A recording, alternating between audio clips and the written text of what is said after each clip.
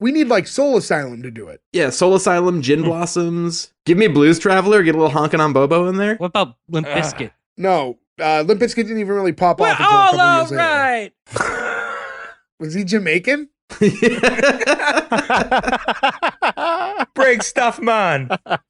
That's what he would sound like. Very when the time comes We're out. all right,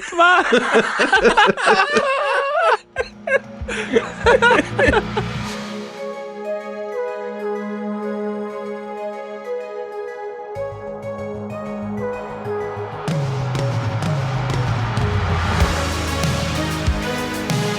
Welcome back, everyone, to S1E1, the show where each week we pick a different sitcom, watch just the first televised episode, and forgetting anything we might know about the future run of that show, rate it and decide if it's a show we want to greenlight or cancel. This week we're going to be talking about That 90s Show. That 90s Show is just released on Netflix with just its first 10 episodes. Today we're going to be talking about episode 1, which is called That 90s Pilot, originally airing January 19th, 2023. But to get things started, I'm Jay Gags. With me, as always, all the boys, Gordo, Joe, Nick, and Ferg. What's going on, guys? Hey, Wisconsins. Hello. Oh, everything seems right again right now, huh? I always say it's forgetting anything we might know about the future run of the show. There is no. I mean, this is as of the day we're recording this. For those of you listening, today this is a first. Today is January 19th, 2023. You know, the episode itself will be out in about a week. But the day the episode came out, we're watching it, reviewing it. The first time we're doing something like this. So I want to say right up front, for those of you who are new to our show, we do a very deep dive review of the pilot episodes of TV shows. So if you have not seen That 90s Show yet, and you plan on watching it, and you're listening to this right now, I would advise you to pause it, watch the show, then give us a listen, or get to us on another day. I don't want to spoil the episode ahead of time for you if you haven't watched it yet and don't want it spoiled, because we absolutely are going to cover all spoilers throughout the entire episode. So I just want to give you guys a heads up before we get into anything else. So if you need to take a quick break from us, do so right now. But thanks for the download. Yeah. Thanks for the double download. I don't think they'll delete it and then re-download it. I imagine they'll leave it in their app and then go back to the same file a week later. No, delete it. Mark your spot, delete it, then come back and double download. No, what if they forget? Yeah, just keep it. Subscribe, then download. Right? And then delete, and then come back. Let's not confuse it. Just pause it and come back. But anyways, and also though, go to S1E1pod.com. That's where you can find all the links to all our social media. Give us a follow on Instagram, Twitter, everything like that. S1E1pod. Make sure you rate, review, subscribe everywhere that you do follow us. We appreciate that. Interact. We'll hit you back and talk to you. But yeah, let's get into That 90s Show, guys. Yeah, first thing I want to say, spoiler free, is everybody looks fucking great. For real. Everyone looks amazing. I did not expect. I mean, you see people pop up and do stuff. Like, I watch Topher Grace's new show weekly, and Kurtwood Smith pops up and stuff all the time. But, like, seeing everybody together, you're like, oh, this is so good. They all look so healthy and happy. I was very happy about that. Kitty's the biggest surprise. Like, Kitty, who was old in the original show, doesn't look like she aged 20 years. We said it. I said it on the that 70s Show episode that we covered. Kitty was a babe then. Kitty is a babe now. Well, the thing was with Kitty, she was too young for you then. She's aged into my bracket now. Kitty was in WandaVision, which was only like a couple years ago. So I forgot that. So she was. So I saw her in that. So I guess that wasn't as big a surprise for me. I think the person who I think looks the most different was Donna. I was going to say that. And she was sitting directly next to Eric, who looks the closest to how he looked 20 years ago. So I think didn't age. that was probably the only time you saw a contradiction, is because he didn't change at all. So her changing even a little bit was like the only time it would like really pop out. She got like thinner in the face. She got lines under her eyes too. The haircut, I think, is the issue, because Orange is the New Black bangs. was not that long ago, and I don't think she looks much different then. I just think the haircut was different. A haircut changes a lot sometimes. I think that's a wig. I don't think she has that hair. Well, she got away from that hot Donna look she had. But she was just in, well, not just, because the show's been off for a while. She was in Orange is the New Black, so I'm used to modern day Donna now, so that wasn't a big surprise. We watched like the first season of that, and I remember liking it a lot, but then we just sort of fell off. Is it worth going through the rest of it? It's decent. It gets a little silly towards the end. I wouldn't say not watch it. So with this show here, I mean, usually we reflect on, has anyone seen it before? Obviously no one has seen that 90s show before. No, Gordo, you can't pretend. Of all the shows, I've seen this. you've seen episode 1. Another little peek behind the curtain, like Jay mentioned, we're recording this the day it came out. That's something that 5 people with very, very busy full-time jobs had to fucking watch this thing today and get this all together so we can record it. Gonna need a nap tomorrow. This part is fun, like the recording now, like now that we're into this part, like I'm having a good time. But from when I woke up at 2:30 this morning, it's now 8:30 at night. I've been stressed out up until right now, knowing that I had to get this done after work. But we're here now, so that's good. So what I guess to talk about it in a different way than we normally do, instead of like, thoughts and memories of the show, what were your expectations before watching the show? That 80s show. No, mine were really high and then got really lowered when the first trailer came out, and then, raised up again for the second trailer. So my emotions were up and down, like nonstop with this show. I was super wary because it's Netflix, right? And we've seen what Yeah. Netflix can do Yes. to a show. So I was hoping that, the people who created that 70s show would really have a good grip on it compared to, like maybe people at Netflix controlling it instead. I don't know how many people returned behind the camera. You know what I mean? I'll say this: there's some Netflix stink on the show. For sure, yeah. I agree. There is, but it's not like any of the original Netflix things. Luckily, yeah, it's not as bad. Spoiler, Netflix did not do bad. Spoiler, I think this is a classic bait and switch, and what Uh-huh, we're getting yep. in this trailer. Are we just saying spoiler before everything now? Is that the new gimmick for tonight? We've explained this already.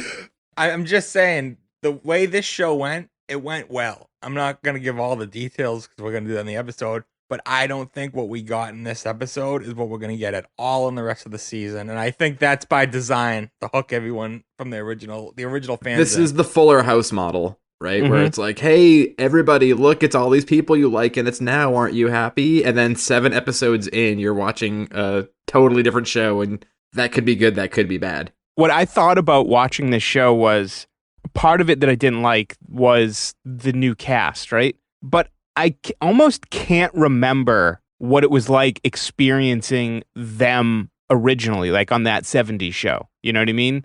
Yeah. Did When I we feel were the kids. same way? Was I like, they're just, young actors, like I can't remember because I've seen it so much and I know the characters so well. It's impossible to really remove, prior knowledge. Whereas now I'm watching a new cast come in and I'm uneasy about them and I'm having trouble remembering, was I uneasy about these guys originally too? So it's strange. I don't know how to explain it. I think it's a really, different situation because when you watch that 70s show for the first time, and for those of you listening to us who haven't, if you want to go back, we covered that 70s show a long, long time ago. And that 80s show. And we've done that 80s show. And I'd also like to put on the record, if they ever do a That 2000s show, I'm out. I'm not doing that episode. That is a time I do not care enough about to go back and revisit. But yeah, to go back, so that 70s show, when we do that and when we watch that for the first time, that's created out of nothing, right? So it's a totally different thing you're walking in on, where with that 90s show, you're walking in with knowledge of that 70s show. So whether it's a new cast or not, there's already a bar that it has to be compared to. So it's a very different standard to watching the first one. But we did the same thing with that 80s show. But that 80s show is so different. Like, we found out after the fact that it's somewhat canon according to the way it's written, but it's not the same show at all. It's not the same sets, the same cast, none of it. This had the same people, the same set. And to answer my own question from earlier, my expectations going in upon announcement were super high. When I was like, oh my God, they're making that 90s show. Everybody's coming back. This is amazing. And then it became the trailer. And the trailer comes out. And that's when you find out it's about a new group of kids. And that's when I got a little okay. So expectations drop for that. And not that the show, whether or not I liked the trailer kind of didn't matter, because what I was excited about the concept of this show was getting to see a whole new show with all the characters I already knew I loved. And now I know I'm not getting that, whether or not it's a good show. So it changes it. Here is something where I think they went wrong, and that 70s show once again did it right. Of the 6 main cast members, 3 of them were actually in their teens. Mila Kunis was, if you remember, she lied about her age to get on the show. She was I think super young, right? Yeah, I think she was only 17 or something. 16 14. or 7. Oh yeah, she was super young. Yeah, she was like freshman in high school age, yeah. But then Wilmer Valderrama and Lara Prepon were also in their teens, I imagine, in the 17, 18 range. And everybody else, Eric, Hyde, and Kelso, were all in their 20s. And I really, really wish they had done that with this. Like, I wish they would have gotten like late teens, early 20s kids, because they went too young. They're too goofy. And I just don't understand why they wouldn't have done the same thing. They can't, man. They can't have Hyde around kids. Hyde's not in this. We're not going to. This is actually the first episode of any that 70s show to not feature Hyde. Yeah, rightfully so. Yeah, and we won't get into all that. We talked about it briefly in that 70s show episode. I'll say this. Before you start, can I say this about the kids and to Nick's point? Are you looking back at that with like rose-colored glasses? Because they were young in that 70s show. So picture your 37, 38. We just went over all their ages. They weren't that young. Only Mila Kunis was. But they were playing different age. No. I'm not talking about that. I'm talking about you as the viewer. Was younger. So they did not appear as kids as this cast does. But even watching it now, they don't appear as kids. This is a real double-edged sword scenario, though, because I was just about to be like, well, as a 37-year-old, I would much rather watch teenagers than preteens. And I realized that even saying, like, no matter what, that's so fucking bad. I know what you mean, Gordo, and that's what I was kind of trying to get into with already having known them. You know what I mean? Like, how much is that affecting my outlook on them? Because if I could go back and watch that 70s show again for the first time, would those younger actors bother me? But the problem is they weren't that young. And they were just better at it, yeah. But you were closer to their age, though. We'll never be able to go back in time and know how we would have felt if that 70s show came out when we were this age. The thing I'll say is this, though. That 70s show we know this, regardless of what age we were, did appeal to adults and all age audiences when it came out. We are watching that 90s show as adults. And I do feel watching it that this was not geared for people our age so much to watch. And this is the thing with a lot of these nostalgia shows that I don't understand. Because you make that 90s show, you make Fuller House, and there's all these other shows that are like that too popping up, like revamps, bringing back old properties, where they create a show based on nostalgia to bring in people our age, and we watch it, and you're basically just getting a cameo here or there. Girl Meets World is another example. Yeah, I was just thinking of that one. And then when you watch the show, you realize that it's made for kids who don't know the source material and don't care about it. And it's a weird dynamic because, like, which audience are you pulling for when you make a kid's show that's based on nostalgia for people in their late 30s? Greed, man. They're trying to get all the audience. Right. And that's fair. That and then bring in the next generation. Yeah, that 70s show did bring in all generations. That's why the bigger shows are bigger, because all audiences seem to enjoy them or find something to pull from. Saved by the Bell is another good example of that, too. What they're hoping is us old people watch with our kids, go, oh, this sucks, but the kids like it, and they stick around and we go die, Yes, yeah, that's exactly the Sure, plan. but I think to you, though, I think it's supposed to be like the thing where, like, if our age people are watching it with our kids now, we're watching it and we're enjoying Red, and we're enjoying Kitty, and we're enjoying the grown-up kids now, and the kids enjoy the stuff of the younger kids, and you sort of balance it out together. I think maybe because we're watching that all singularly without anybody else.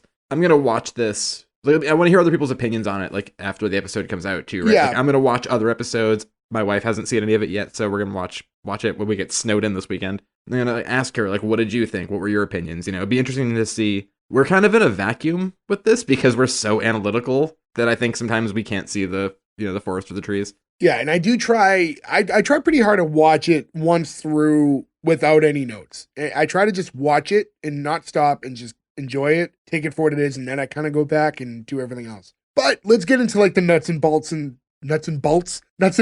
talk about all this and then get right into it. So the show starts off with the kind of the classic black title screens, right? And we're seeing Point Place, Wisconsin, July 3rd, 1995, 11:47 a.m. And this is really how that 70s show used to start. Right off the bat, I thought, okay, all right, so far so good. I thought 95 was kind of a late starting point Same mistake 70s show made. We mentioned it in that review, is why book it in the beginning of the decade when you've basically given yourself 5 years now. The only thing I could peg is the age that they want the children to be, based on the fact that like it has to be Eric and Donna's kid. So they needed it to be like X amount of years to make sense. I think the Goldbergs cracked the code with this, though. Every episode, we've talked about this before, every episode of the Goldberg says it was this date, 1980 something. And then they can just pull anything from the 80s at all times, doesn't matter the year. I think that's kind of, I mean, in a way it's a cop-out, but I think it works for a show like this, where you're like, if we're going to go for 90s tropes, let's go for 90s tropes. But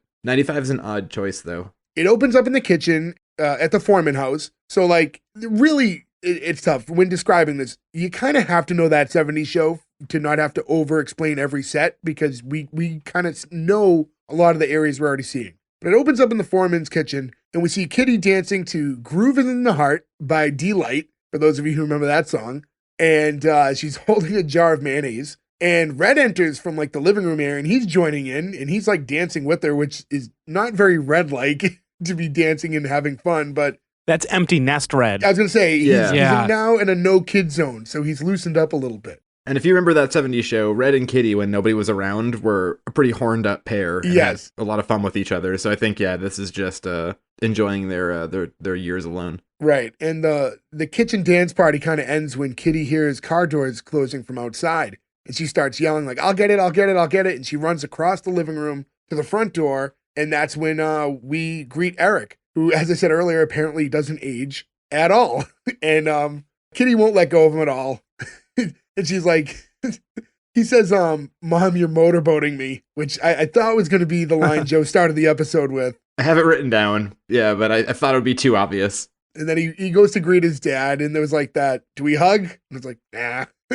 You know, it's... Which I'm glad they stuck with. Yeah, it was good to see them all together. I mean, this is the stuff we want out of this, right? You're catching all these moments. All the nostalgia stuff they did in this episode was very well done. And I will say, this episode is like king of the callbacks. They do a great job of like Chekhov's gun this episode, right? Anything that comes up, they use every part of it, and they come back to everything. Which I thought made it, I don't remember that happening in the original show. I thought that maybe it's more of a modern sitcom take on things to have to be so like joke, quip, hey, we came back to it, don't forget about this. But I thought that, you know, the whole thing, the hugging and the hair, like everything turns back in the episode, which for a 28-minute episode, whatever it was, I thought was pretty economical. Yeah. Coming in right behind Eric, we meet Leia for the first time. And just to address this right now, like I said, I watch it once through and then I go through and I do my notes. In the first watch through, at no point did I put two and two together that she was named after Princess Leia. Really? Oh, really? Not right away. It took me the second. Well, there was a joke later in the episode. Yeah, where I was it's going to obvious. say, they kind of hand it to you on a silver platter Yeah, I was later. going in to the say, episode. Jay's just like, oh, that's an interesting name. what an exotic name. But we meet her. He says to her, congratulations, those buds are blooming, referring to her chest.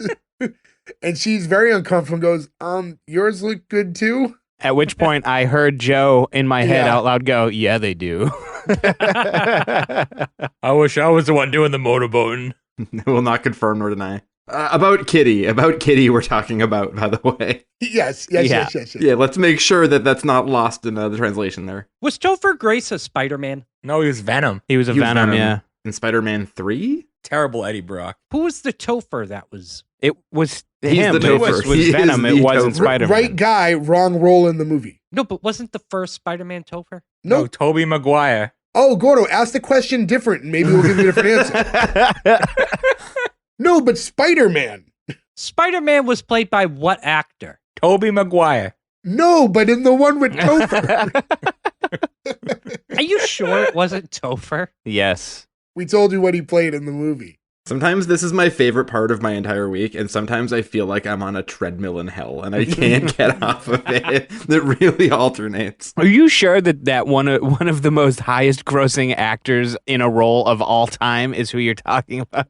The girl who plays Leia, how do you feel just seeing her on screen? I thought, like, visually, in the way she at least acted her portrayal of the role, I thought she was a really good pick to be the daughter of Eric and Donna. Yeah. You know what she reminds me of? She reminds me of Cheyenne from Superstore. I thought they could be sisters. I could see that. Yeah, they do I look a could lot see alike. that. In a way. The whole time I was trying to think of who she reminded me of, and that's exactly who it is. So We just rewatched all of Superstore. Have anybody seen that recently? I've been trying to finish it for like a year. Like it was like a bedtime show for a while, but the problem is we kept going to bed in the middle of the episode. So like we're very slowly getting through it, but I've never finished it. So I binged the shit out of it after we reviewed it, so I finished it. Yeah, I'm not going to give you anything that'll tell you anything otherwise, but the last season takes place during pandemic, and it's about pandemic, and it's just like, I think it was fine in real time, but now it's like weirdly turns you off, where you're like, I don't want to hear about, I don't want to remember this, you know? I could see that. It was a show about a supermarket, you know what I mean? So, or like a big box store. So like it kind of like, it made the most sense to address it that way, but yeah. Oh yeah, at the time, I think it was like the best move, right? To be like, we have this show that takes place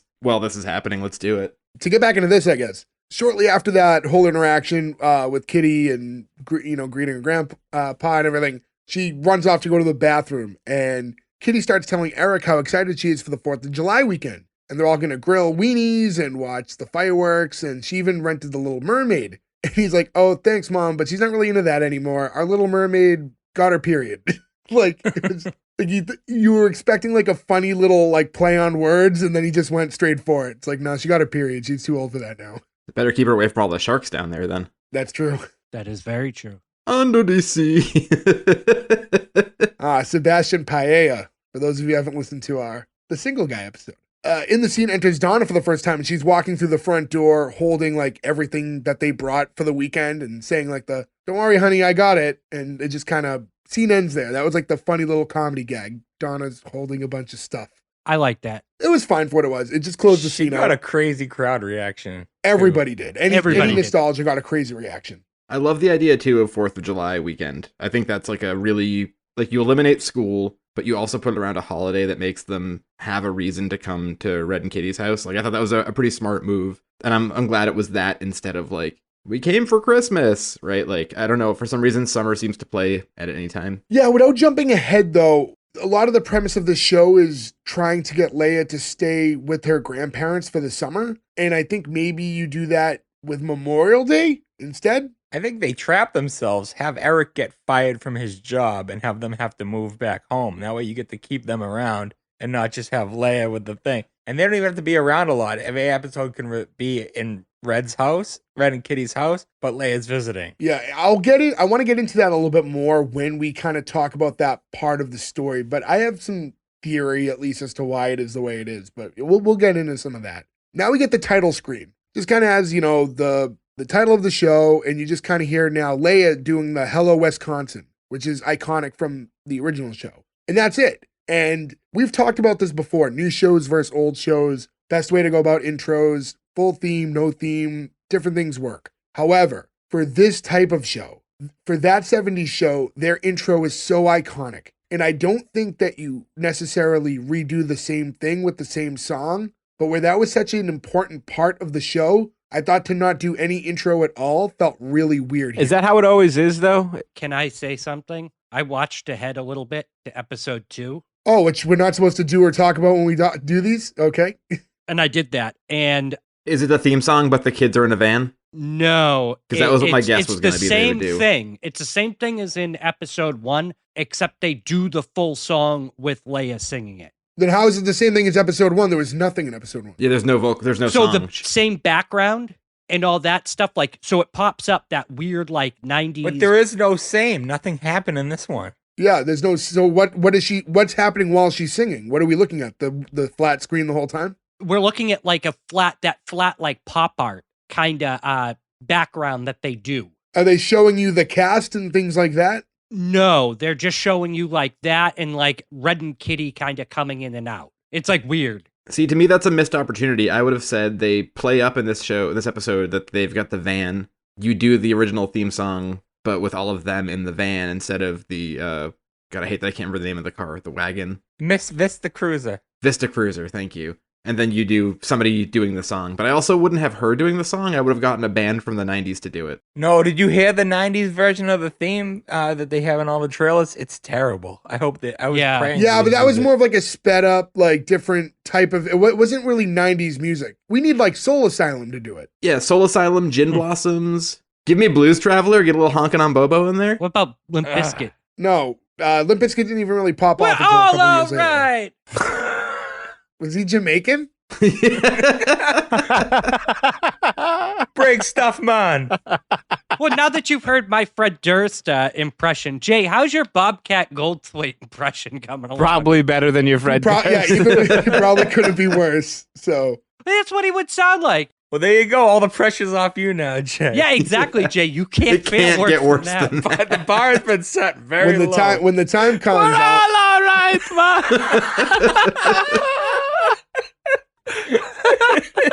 we're all Irie. Okay, so no, but yeah, to close it out, I thought that was such a huge missed opportunity to not do something to harken back to such an iconic staple of that show. This show also has another major missed opportunity later in the episode, too. Ooh, We'll get spoiler. into. We'll I get know. into it. Tune in. The next scene we have Kitty, Red, Eric, and Donna all at the dinner table. And Kitty just made some snickerdoodle cookies, which is a great cookie choice as far as I'm concerned. When she goes to give Eric one, stops and smells his hair, which he tells her is weird. And that becomes like a big runner for the episode. And that's the only reason I bring it up at this point is because it comes up so much later on. And then Red tells Donna that Eric sent him a review for the book that she had read and that they had read it. And she's like, "Oh, you read my book?" And he's like, "No, we read the review." Interesting. Yeah. I was trying to remember towards the end of that 70s show, was Donna writing? I don't watch a lot of the late season stuff, so I don't remember well enough. I remember her working for the radio station. I don't remember her writing. I remember didn't he go to like Africa to join like the Peace Corps or something? Because he like left for a bit. Yeah. It was like journalism, though, wasn't it? I thought he was someone doing the Yeah, writing. but I she can't wrote remember. this book, so what did she write this book Yeah, I on? know. Yeah, I don't know. I don't remember. Now, if you guys could write a book, what would you guys write a book on? Mine would be about places to poop around Boston. Ooh, great idea, Ferg. You know what? I would read that. Sign me up. You could rate the toilets and the setups. So that is a pretty good idea. That seems like a really good idea that would make thousands and thousands of dollars in book sales. Dozens of dollars in book sales. Dozens, my friend. Go ahead, Gordon. Give yourself a plug. I wrote a book one time about shitting in bathrooms around Boston called The Secret Shitter. I shat in bathrooms so you didn't have to. And you could read my harrowing account of going through the worst Harrowing. bathrooms in bathroom. Listen, man, some of those bathrooms were bad. Some of those like I had to shit in Alewife Station and the toilet paper was chained to the wall. You know you're in for it. Yeah. That was a train station near my old apartment, and not that I was pooping in there, but one day I was peeing in there, and I looked to my side, and the toilet paper roll that was chained, somebody had just pissed all over it. Which is like, there is a special place in hell for somebody who Yeah, does something for like real. So that. did you walk around with a poopy butt all day? But you could buy it on Amazon. It's still up Yeah. there. The Secret Shitter's Guide to Boston. Go buy Okay. it. Yep. Go buy it. Go buy Gordo's book. Moving back into the scene, after hearing that they at least read the review, she thanks Kitty, says, "Oh, thanks, Mrs. F." Kitty says, "I wish you'd call me Mom." And Donna's like, "Someday." She's like, "Well, how about this weekend?" And we move past that where Red's now asking Eric about the university and how things are going. And he says, "Oh, it's going great. I'm an adjunct professor now, which means I got permission for a parking spot for my bicycle. That's what happens when your course is super popular, Dad," which his course was The Religion of Star Wars. Not for nothing, I would take that course. Well, yeah, now it's like modern day, like this. We always hear about things like this that actually exist in colleges now. And I just don't care about Star Wars. I don't understand the hype. I like Star Wars. I'm with you, Joe. I thought this was a weird runner for this show though, where all of a sudden Eric's big personality trait is he's just hyper obsessed with Star Wars. I agree. He was never, he wasn't popular, but he wasn't a nerd in the original series. Like, They mentioned Star Wars a lot, but it's because it had come out at the time, but it wasn't like what defined them as characters. He wasn't fixated on it. And now all of a sudden his daughter's name is Leia and he teaches a class on it, and I don't know, it just seemed like, Forced a little bit. yeah, like who, like is this The Eric Force. Foreman? Oh, that was good. That I thought was a little odd. If it was going to be any show to do all the Star Wars stuff, you'd think it would be Girl Meets World because that show had a lot of Vader in it. That was a reach. I could feel myself reaching and missing as I was going I for it. like but it. I R.I.P. had to Vader. keep going. Joe, that joke was a Darth Dookie. No, that was. That was so worse. That was really bad. Me taking the heat off of you, Joe. Thanks, bud. I appreciate it. In any event, when they're talking about Eric's class, Red goes, "Oh, this country's gonna lose the next war." And Eric goes, "Not if it's an intergalactic battle between good and evil." See, what Red didn't realize there is that the next war is a forever war that nobody will ever win or lose. The war on diabetes. This is the war is perpetual and will never go away. But I guess you're just coming off of the Gulf War right there, right? Which I guess ostensibly was a war. And Years before, right? it was like, I think it ended like 91. Yeah, this is 95, so we're a little bit out of that. Right now, it's the war on drugs. Desert Storm is already prior. Kosovo? No, this was the war on Waco, I think, in 95, which is a very different war. Yeah, Oklahoma City bombing. Yeah. After that exchange, Leia walks through, and Eric tells her to tell her grandparents where they're going to be going this summer. And they're going to Huntsville, Alabama for space camp, which is a 2-week camp. I feel like not necessarily great for someone her age. She's maybe a little too old for that. Also, space camp is in Florida. I know because I wrote down all the information because I really wanted to go. So I was going to say that. So when we were kids, though, like that was always the big prize on like Double Dare and the other Nickelodeon games, was they always like got to go to space camp, which is the only reason I knew that even existed. I want to say Jupiter, Florida. That sounds right, I think. Yeah. When I was younger, I wanted to go to space camp so bad because first off, the dream was go to Florida, get on Double Dare, win, go to space camp.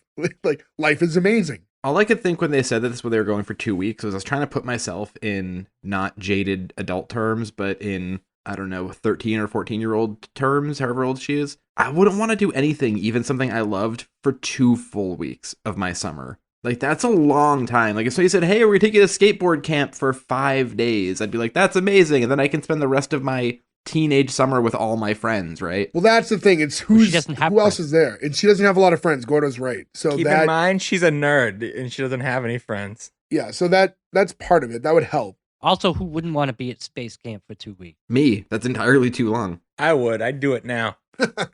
Unless I could go up in that plane that gives you 0 gravity. As much as I hate flying, experiencing that I think would be worth it for... Do you know what they call that plane?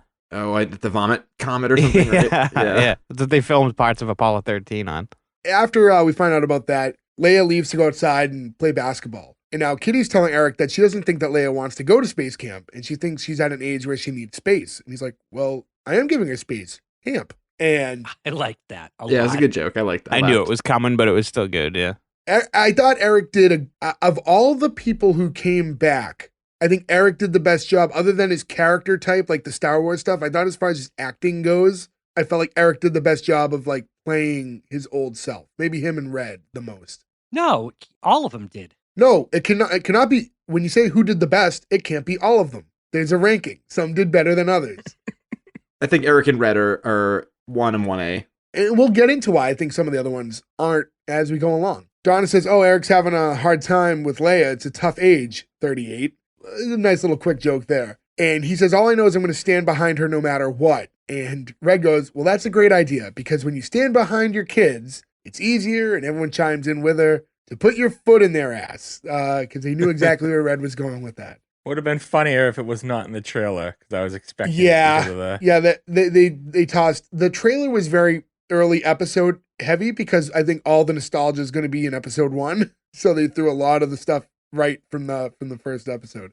We get one of those classic kind of transitions, right? Which is, we knew from that 70s show, so they did bring that back, kind of the dancing with wild backgrounds, like that's all from the original show, and they brought that back here. I still, every time I see one in my head, hear the Paul Stanley one, the like the ooh, like I can't, no matter what they're doing, that's what I hear. And I guess like, because we're at a transition point, it's a good time to talk about stuff like this. We covered that 80s show in the past, and now we're doing that 90s show. That 90s show, at least with stuff like this, transitions, the black title screens, the intro somewhat, whatever. they're playing out of that same universe where that 80s show they used the name and it kind of just ended there. And there wasn't these little things that we could pull from the old show. Even though it was a different cast. We could with that 80s show, it could have been a completely different cast and that would have been fine. But there was like nothing to tell you that it was the same universe other than the name of the show. And here I thought, those little touches, the transition effects, things like that really helped. That's why I thought the intro was such a missed opportunity. Yeah, but I still stand by. I mean, like, I think now that we know, unfortunately, but I think the intro was not a missed opportunity for this episode because it wouldn't make sense for those kids to be in the car together yet because you'd be spoiling yourself as you go into it. You know what I mean? But they did that in the first show, I think. Did they in the first Did one, or they? did we see Yep. the syndication opening though? That's true. That's possible. It's possible. I don't know because we don't have a time machine to watch the original tape. You could be right there. No, I think that it's weird that the 80s show like existed in a vacuum. There were little things in there that kind of did it, like the record cover. That was like their closest. They used transitions, but they had transitions, but they were a completely different type of thing. Yeah, but I mean, other than that, it was its own show, which I think they learned from their mistake and made this show. Yeah, for sure. I mean, they definitely had a chance to kind of step back, analyze, and do this all over again 20 years later. I'm glad they didn't fall under that thing though too. Like, it wouldn't have been the same flipping through like a stack of CDs or a stack of VHS tapes or whatever. Yeah. Like it wouldn't have worked the same way. Like, the beauty of doing that with records is they worked in a record store. So if you tried to like replace that now, it would just seem like a weird nostalgia grab, Now we're outside where Leia's playing basketball and she hears singing from next door. And she heads over and looks into the neighbor's window and she finds this girl who's in her room. We find out her name's Gwen. And she's singing You Ought to Know by Alanis Morissette. This is the second best awkward singing of this song in a sitcom. Clearly the best version goes to Kevin from The Office. Did anything specific about this scene jump out to you as wrong? Are you gonna say what I was gonna say? That there's no way in hell that Discman would have held up jumping under around the like that would not the have pogo worked. dancing she was doing? Yeah. I don't think the Sony Walkman ones were out yet. If those were out, then you might Even if they were only like 15-second protection. Yeah. It was probably a normal Walkman with a tape in it, though. Tapes didn't skip. No, it was a Discman. You could see it. Because I wrote that in my notes too. I was like, they should have given her a Walkman because we still had both in 1995, right? Like, we probably would have gotten our first Discman, but I was equally buying cassettes at this time. Like 1995, Offspring Smash, Green Day Dookie, the first Weezer record. Like, I had all those on cassette. They had just Me come too. out. You remember those double-deck stereo systems you could get? I remember around now is when I would have CDs but nothing to play them on, so I would use that double-deck system to record the CD to the tape so I could listen to it on the go. Yep. I do also want to say too that she's got posters for Bratmobile and the Muffs, and she's got Riot Girl written on her wall, and then they play Sad Tomorrow by the Muffs, which was fucking awesome. Yeah. But then she's also screaming Alanis Morissette, and that seemed to be a weird shift in musical. Yeah, so when you look in her room too, she also had like Sonic Youth, Hole, and Veruca Salt posters. So the Alanis Morissette doesn't totally sync up with everything else she's listening to, but I mean, aside from that, it was a female rock musician, I guess. Listen, But- they put 90s in eBay and got what they could get.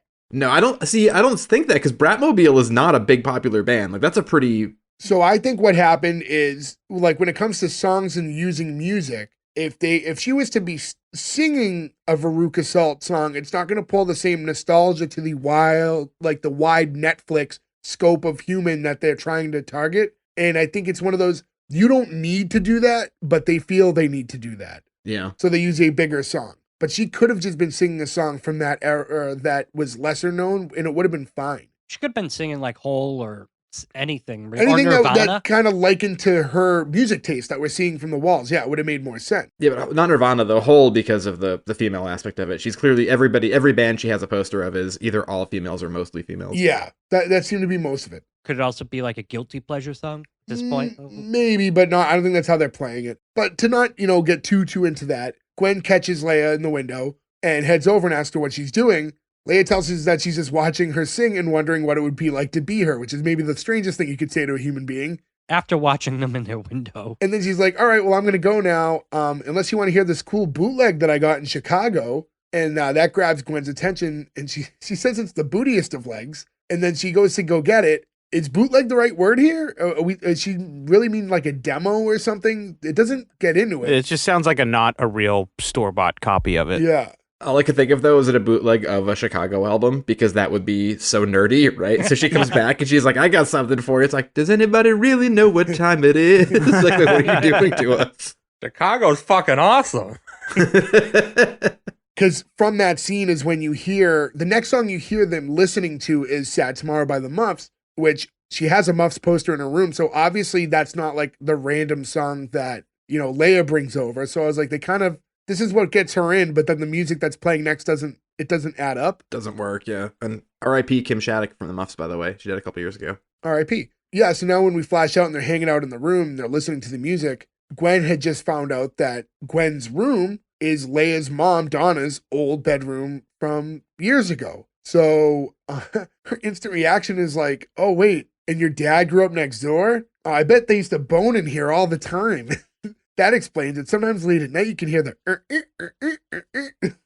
Yeah. That was a little weird, honestly. It's fine. It's fine. Because they're like 14. So like it's just weird hearing them talk about that. It's just uncomfortable. We were talking about that. Yeah, I was gonna say, it's not like we weren't talking about that stuff at the same age, right? We weren't talking about your parents banging. Yeah, but if we were talking about it in front of a 37-year-old and they were going, yeah, it would be weird. Yeah. Ferg, you got to remember though, Gwen doesn't know Leia, so she's it's not like she doesn't know her parents or anything, so it's easier to joke around like that. She asked Leia about Chicago and like what kind of stuff she's into, and she's like, oh, a lot of stuff, school being a big one, pretty big deal in the debate club, and that's not up for debate. She thought that was very funny when she said it. And he goes, yeah, I'm not popular.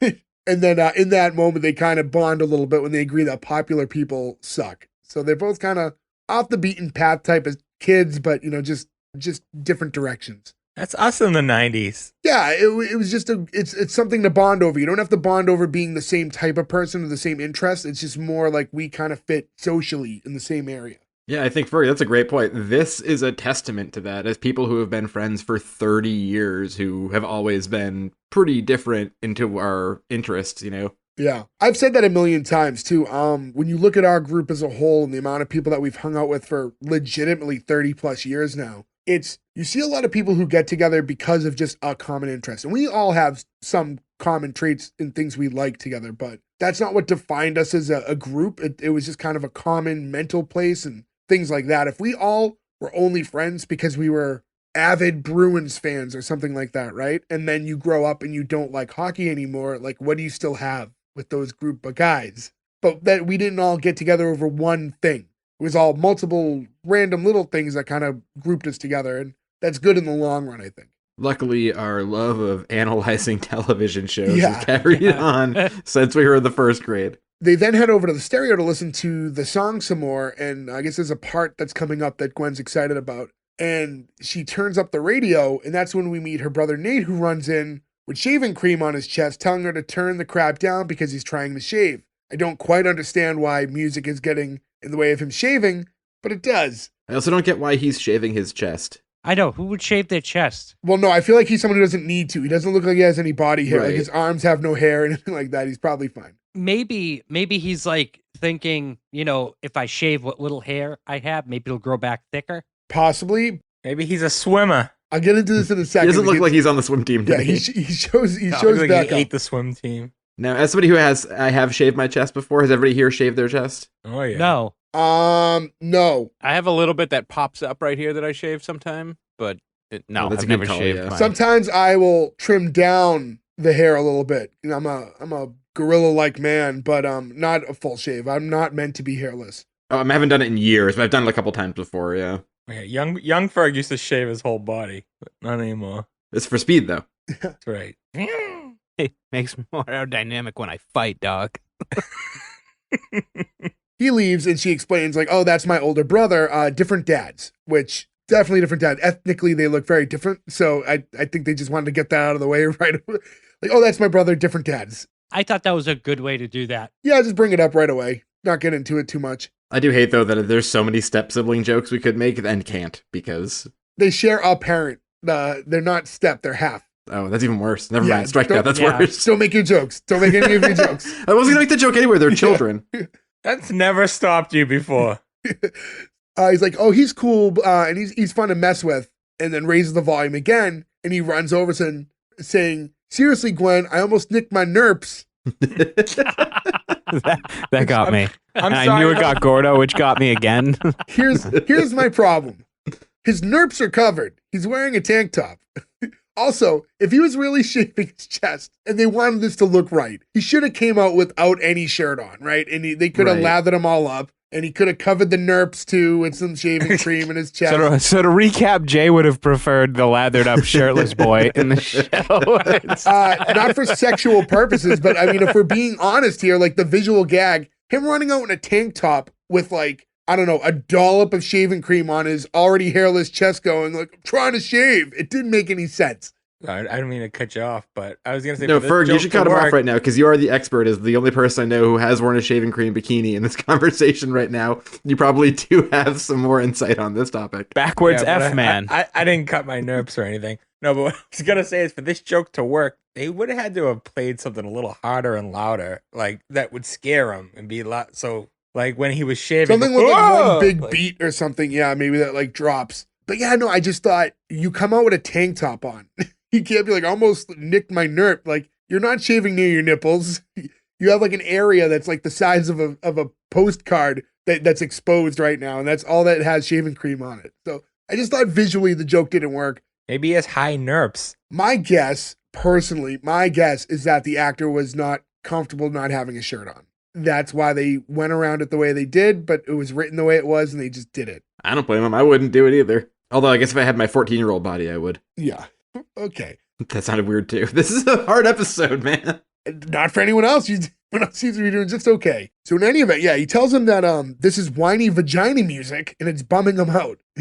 I thought his acting was a little overboard. He was like very Disney show type of. I was gonna say the same thing. He's Yeah, Disney that's a good way to level. put it. Yeah. It was confusing. I didn't know what he wanted to be because I thought it was like the older jock brother, and then later he's hanging out with them and is being goofy like them. So I don't know what he is supposed to be. At Yeah, all. maybe Like, they didn't know either. Doing the show and but yeah, I thought that was the way he was acting was a little too silly for the scene. Personally, my opinion. But Gwen I replies agree. telling him that her and her new friend are going to start a band and they're going to call it Whiny Vagina. And I'm almost surprised there isn't a band called Whiny Vagina at this point.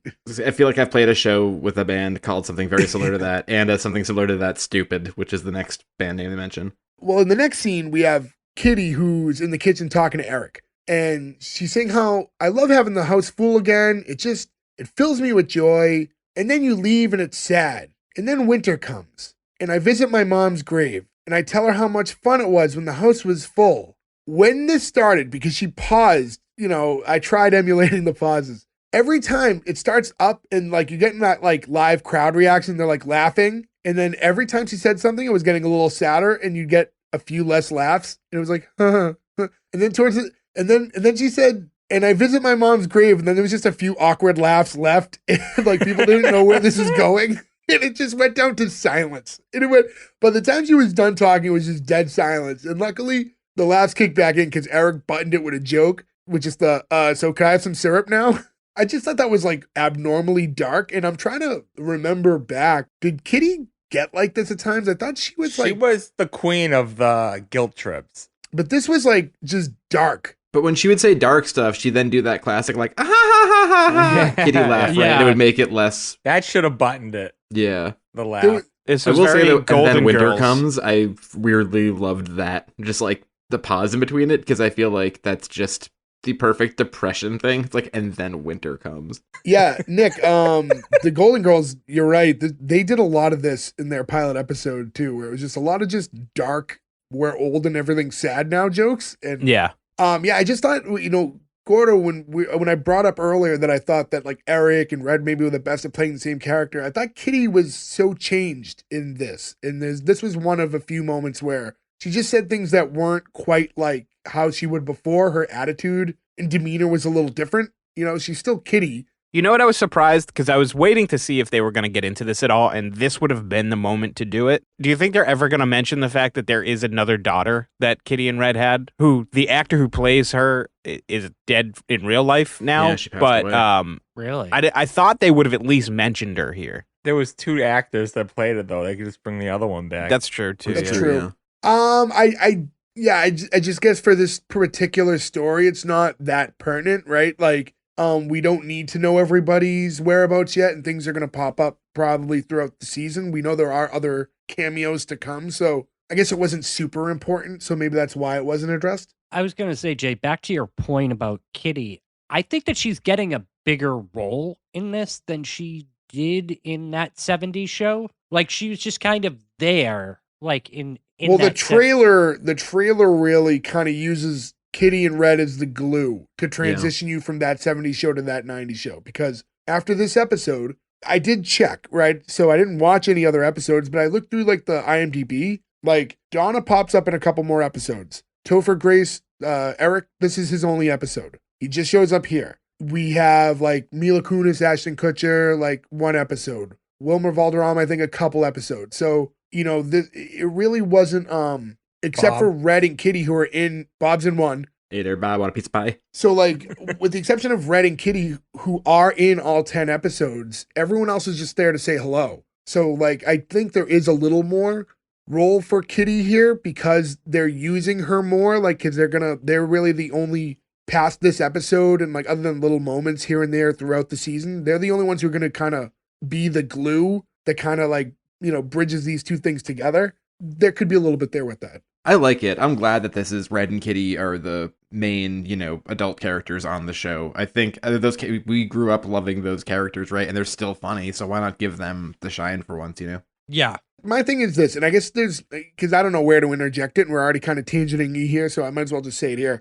Like, a problem I had, I guess, as a viewer, is knowing that we don't get that show. I would have liked to see, like, even if it was focused on the kids, I wanted Eric and Donna there the whole time. Like, I wanted 10 I episodes. agree. Even if they're not in it a lot, and they were in it as sparingly as Red and Kitty were in the old episodes, like, I needed their presence there, and I fear how watchable future episodes will be without them, but I mean, I guess that's to decide on later. Yeah, that's why I said he should have lost his job or something, and them being there just because there's no Right. alternative. So my theory is, this is just my theory, and I don't know, is that Topher Grace doesn't want to do it. Well, I think he's busy because he's filming another show. But remember, he's the one who left that 70s show to begin with. And he did the finale, and he probably did this to just be like, oh, you know, like, I don't have bad will towards everyone in the show, so let me come in, I'll do an episode, and, you know, we'll pass the torch, and I'll be done with it. Weirdly, I have a couple things to respond to that from Fuller House. So I totally agree with you. I'd love to see more of them in the show. But in Fuller House, some of those characters got very old by being in too many episodes, Yeah. right? And that is kind of a bummer. But then to your other thing, if that's the case, that's your theory. We're just saying it's a theory. We don't know. That makes me like Topher Grace even more. Because nothing made me more aggravated in Fuller House that the Olsen twins couldn't even do like a Skype video to be like, hey, we're in Paris, Right. we want to say hello. They just wanted nothing to do with it. Like, you can't get on a video call for these people? How fucking dare you? Because they're shitty people. But one of them did kill Heath Ledger, so. Agreed. And then, you know, Wait, what? we don't have time for that story. We'll tell you off air. We'll tell you I'll off tell air. you We'll later. talk later. I'll get you back to that news story from 20 Okay. years ago Okay. when we're done. Thank you. But to go back to Fuller House, you know, now things have happened. Bob Saget's no longer with us, right? So now you can never have that moment. And that sucks. So you can never have like that whole family together in a scene again. Like, that time is now past. And like, there was an opportunity for them to do it and they didn't. So yeah, so let's say, and again, this is only my theory, Topher Grace didn't really want to be strong in this show. Then maybe it's good that he at least gave, you know, you get that one scene where you could see them together again. Yeah, which is more than the Olsen twins would do. Right. Can I insert one spoiler while we're talking about what we're talking about? I know what you want to say, and I feel like we can just say it later. Okay, that's fine then. Because I think I know. This is about other cameos. Yeah, they missed the opportunity. Yeah, we'll talk. Especially We'll if talk he's about never it later. coming back. That means we'll Yeah. never get it. Never. Yeah, we'll talk about it. And yeah, and the only thing other about like Full House before we move forward again is when Fuller House did it, like, especially with some of the sub characters outside of the daughters, I feel like they made too big of a deal every time one of them showed up again. So the first episode, you get that big pop every time, right? But when Danny Tanner comes back again, or Uncle Jesse comes back again, they make it look like it's the first time. Like, it's that wild reaction, like, hey everybody, and it didn't. If it was just casual when they show up again, it'd be fine. But they made it too much of a production. It's like you were here 3 episodes ago. It's not that crazy that you're in the world again. We already have established it. Get back into all this. Leia walks through, and in passing, Eric spots something in her nose and asks her what it is, and she says it's a nose ring. And you can see like Red's excited to see how Eric's going to respond. Yeah, as a this was parent. great. The smile, the sly smile. And this happens a few times throughout the episode. It's like, all right, Eric, let's see how it is for you now as the parent. She's like, oh, I got it from Gwen. He's like, oh, okay, it's from Gwen. Cool, I didn't know it was Gwen. Oh, question before you leave. Who's Gwen and why is she poking holes in your perfect face?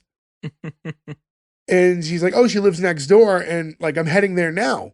And I thought it was just kind of weird because right there's like this shift where now he's just more like, oh, are her parents there and are you going to be home by a certain time for the fireworks? And now he's completely ignored the fact that she got her nose pierced. He never brings it up again at this point. He's just concerned about that now. Another part that comes up later too, he acts the exact same way. And I'm like, that's a way bigger problem that you come back like that. Yeah, he just like, it just goes away instantly. So it was like, Yeah. you pierced your nose? And then it's like, where are you going? Oh, I'm going to Gwen's. Okay, what time are you going to be back by? What happened to the nose piercing? Let me just say this. 14-year-old us walking back to our parents' house with the pierced nose. What would happen? I would have had to have taken it out before I walked in my house, put it back in when I got in my room, and then remember to take it off as I'm leaving the house. Yeah, I had my nose pierced, but I don't remember how. Maybe I was like 17 though. Ferg, you had to hide your first tattoo from your mom, right? Yeah, I was in my 20s. And then, yeah. it was what your nephew stooges you out, right? Yeah, he saw it under my shirt. When in response to being home on time, she says that she's going to try. And Eric stops her and is like, oh, as Master Yoda said. And I like that Leia and Red both like groan because they know what's happening. And he's like, do or do not, there is no try. And she says, Master Yoda was a puppet from a fake world with some guy's hand up his butt. He's like, now you're just being hurtful. But yeah, again, I don't know, very Star Wars obsessed out of nowhere. You literally saw him grow up while Star Wars came out, and it wasn't this big in his life. And now, like, as he gets older, he's super obsessed with it. Yeah, it's mentioned in episodes, and there's like Yeah. subplots about it, but it was never this through line like that. I think they did like a Halloween episode too, where he might have, that might have been his costume. I don't recall now, but. I'm like, it's fuzzy, but I remember one of their like flashback things. It's not flashback, Like a Star but, Wars like, thing. fantasies they do. And like, I Yeah. think Fez was dressed as like Leia. Yeah. I'm not Leia. Luke. I do like how Red here is like almost egging her on, like kind of in a way. Like I like this side of Red. Well, the grandparent is always different than the parent, right? You see that with our own parents when they became grandparents. Because Red closes by, saying like, teenagers, I feel for your son, but on the other hand, payback's a bitch. He's loving it. The next scene, we're in Gwen's basement, and it's her, Leia, and some kid named Ozzy, and they're sitting there playing Uno. And we cut to, Ozzy like places all his cards but one down and proclaims that he has Uno. Then he bites the head off a bat, which is really weird. Yeah. So this character is really strange to me, and I can't quite describe him. He's very like feminine in speech, and I think later it's explained that he's gay, but it's not that. There's something just weird about how he acts. Oh, he's a weird fucking voice. Yeah, Yeah. He has like a roboticness to him. He sounds like like a stereotypical nerd in the movie Revenge of the Nerds. Like he would be a member of the Tri-Lambs. Like, yeah, I can see that. Gwen tells Leia that her and Ozzy first met in detention, and he wasn't because he told his math teacher that his wife was cheating on him. She was making out with some dude at IHOP. Like, yeah, that's horrible. It's like, I know, IHOP. Show some class. I love IHOP. I haven't been to an IHOP in a while. I don't hate it. I don't find like it's IHOP. class. It's a breakfast spot. I was at IHOP last Sunday. Did you get the Rudy Tooty Fresh and Fruity? No, but it was actually really good. I hadn't eaten there in a long time. I went with a buddy of ours, and I mean, their hash brown. I could eat $50 worth of their hash browns. Me too. It's so fucking good. They had crepes there that were amazing. It was a good experience. It's breakfast, whatever. Yeah, I'm not knocking IHOP. My thing was, okay, Why would you get detention for telling your teacher that his wife's cheating on him? Like, that's uncomfortable, and like, It's a but just good giving point, the yeah. information doesn't get you detention. All I could think of is like that guy, he's a teacher at a high school. And his days can really go either way. He wakes up that morning, he makes breakfast, he makes his coffee, he kisses his wife, he says, I love you. And then his world comes crashing down because some little fuck tells him that his wife is cheating on him at the IHOP, and then also derides the IHOP to him too, as if that's worse than what's happening in his life. And that guy has to go on. The fact that he only gave him detention, I think, is a testament to what a strong human being that person must be. It's displaced anger. He's punishing the wrong person here, but Maybe he thinks he's being a little punk and making it up. he could be. Yeah, that's true too. After that, Gwen's brother runs down with two other kids, his girlfriend Nikki and this kid named Jay. He's really excited and wants to tell them that the best thing ever just happened. And Nikki says, you said that when the McRib came back. He said, Why is that joke so overused? I like the Because McRib. it's still a thing. They because keep like Yeah. hiring McDonald's, it and bringing it back. yeah, because look, it's 2023 and it was just like a month ago and like McRib's coming back for the last time ever. And like we all know it's not going to be the last time ever. We know that. First of all, McDonald's, fuck you. All right? Bring back the Arch Deluxe. I'm calling you out. What was the Arch Deluxe? I don't remember, but it was good. Then why do you want it back if you don't remember it? It was the first burger that McDonald's had that had bacon. Oh. And that was the big deal That's about not it. But true. Burger King had a bacon burger. That's Wendy's not had true a bacon at all. burger. They had bacon before that. It was marketed for adults and had special sauce on it. the special sauce? The special sauce. So I don't know if Joe's right or not. So He's I'm not going not. to say you're wrong He's because I not. don't have a different example. Ferg is definitive. But on I know it. Ferg's right in that the whole thing was they were trying to gimmick these like more adult, classier sandwiches. So when that happened, they also got rid of the fillet of fish for a while, and then they brought in the fish fillet deluxe, and they had a grilled chicken deluxe and a crispy chicken deluxe. It was like the whole line that they had. And then they all went away, and then the fillet of fish didn't come back for a while because they still had that stupid fish fillet deluxe thing going on for a bit, which is just like the same thing, only there's sesame seeds on the bun. Isn't this classy? Our buns have no seeds. What? Oh, I was quoting Coming to America. Oh, okay. Sorry. All right. But yeah, no, to go back to the McRib thing, it's like it's culturally relevant forever. So it worked because people get the joke because it still happens. Netflix should have thrown in Arch Deluxe. That's all I'm saying. Do we believe for a minute that the McRib isn't going to come back? No, of course it's No, coming back. it is. But I do want to look on eBay after this to see if I can find. Remember they made the McDonald's Big Mouth Billy Bass that sang the Filet of Fish song? I have it. You have it? Of course. Hold he on. doesn't. Hold on. I will legitimately go and grab I'm so it. excited that you have this. Hold on. Hold on. Give me back the little fish. Give me that fish. Give me back the little fish. Give me that fish.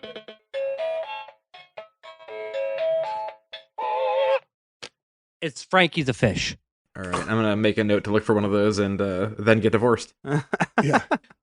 You can also record stuff too on this, I believe. And they also have a remix. Anyways, moving forward. Just real quick, though, that was in a prominent enough place in your house that you're able to just go grab it. Yeah, over his bed. It's actually in my entrance to my house. At least it's not in your exit. I assumed you just had it hanging up next to your Larry the Cable Guy health inspector poster. My wife likes it, okay? My wife likes the fish. It's there in the front of our house. So if you ever come over, you could come and see Frankie. Enticing. In any event, while he's talking about the McRib, he looks sad when Nikki had said, you brought it up. He's like, well, they said it was gone forever. She was very swooned by his vulnerability, and the two start to kiss.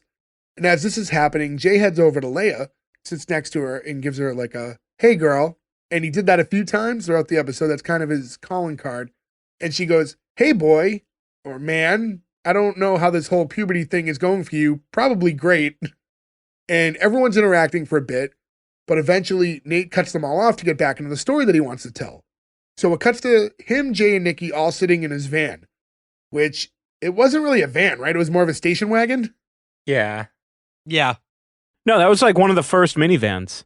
It was like the Ford EcoStar or something like that. It was, Oh, it was that was super considered a popular. van? I Yeah. was like, that's too small. Like when they say van, at least say like minivan. You keep saying like we got in my van. I'm like, that's Yeah, not a I mean, van. Yeah, I'm thinking like the Wet Bandits. And that's Yeah, no, more it's not like a van, but it is a minivan. It starts with Nikki asking like why she has to sit in the back seat, and Nate explains to her that, well, Jay's my best friend, and he did call shotgun, which I think is the more important part here. He called shotgun, so by all means, he deserves that seat.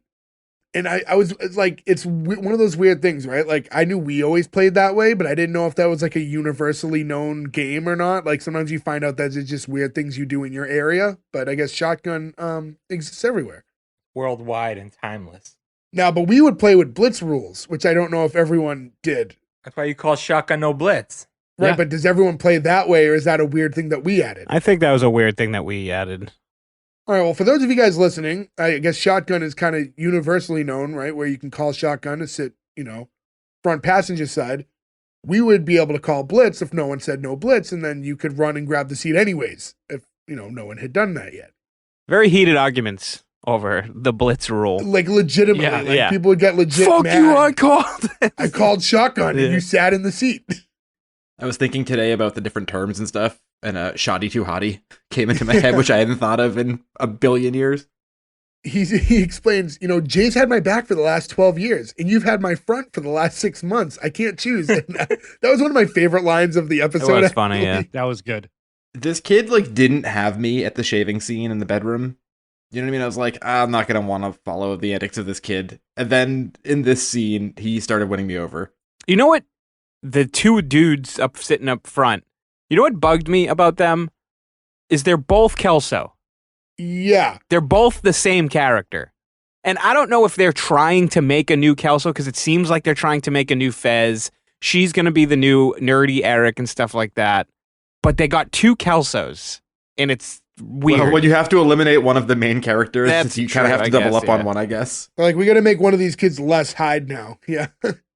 Don't hire any curly-headed fucks. You gotta get somebody else in here. Imagine if one of them was like, yeah, but my daddy's in jail. That would have been fun for everyone I'm a else. Scientologist and my dad's in jail. Oh, boy.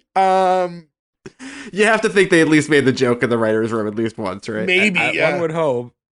As they're talking, a guy walks up to the car and he's like, hey, you guys ordered the keg? And they're like, and they look kind of shocked and went like, yep. All right. And it's prepaid, right? And like, yep. So he's like, all right, cool. And he just walks up and he throws a keg in their trunk. He's like, happy 4th, and walks off. I'm to assume that they didn't try ordering over the phone or anything, right? They just happened to be parked there and it was like a very lucky situation. Yeah. Yeah, this is just a right place, right time. Right.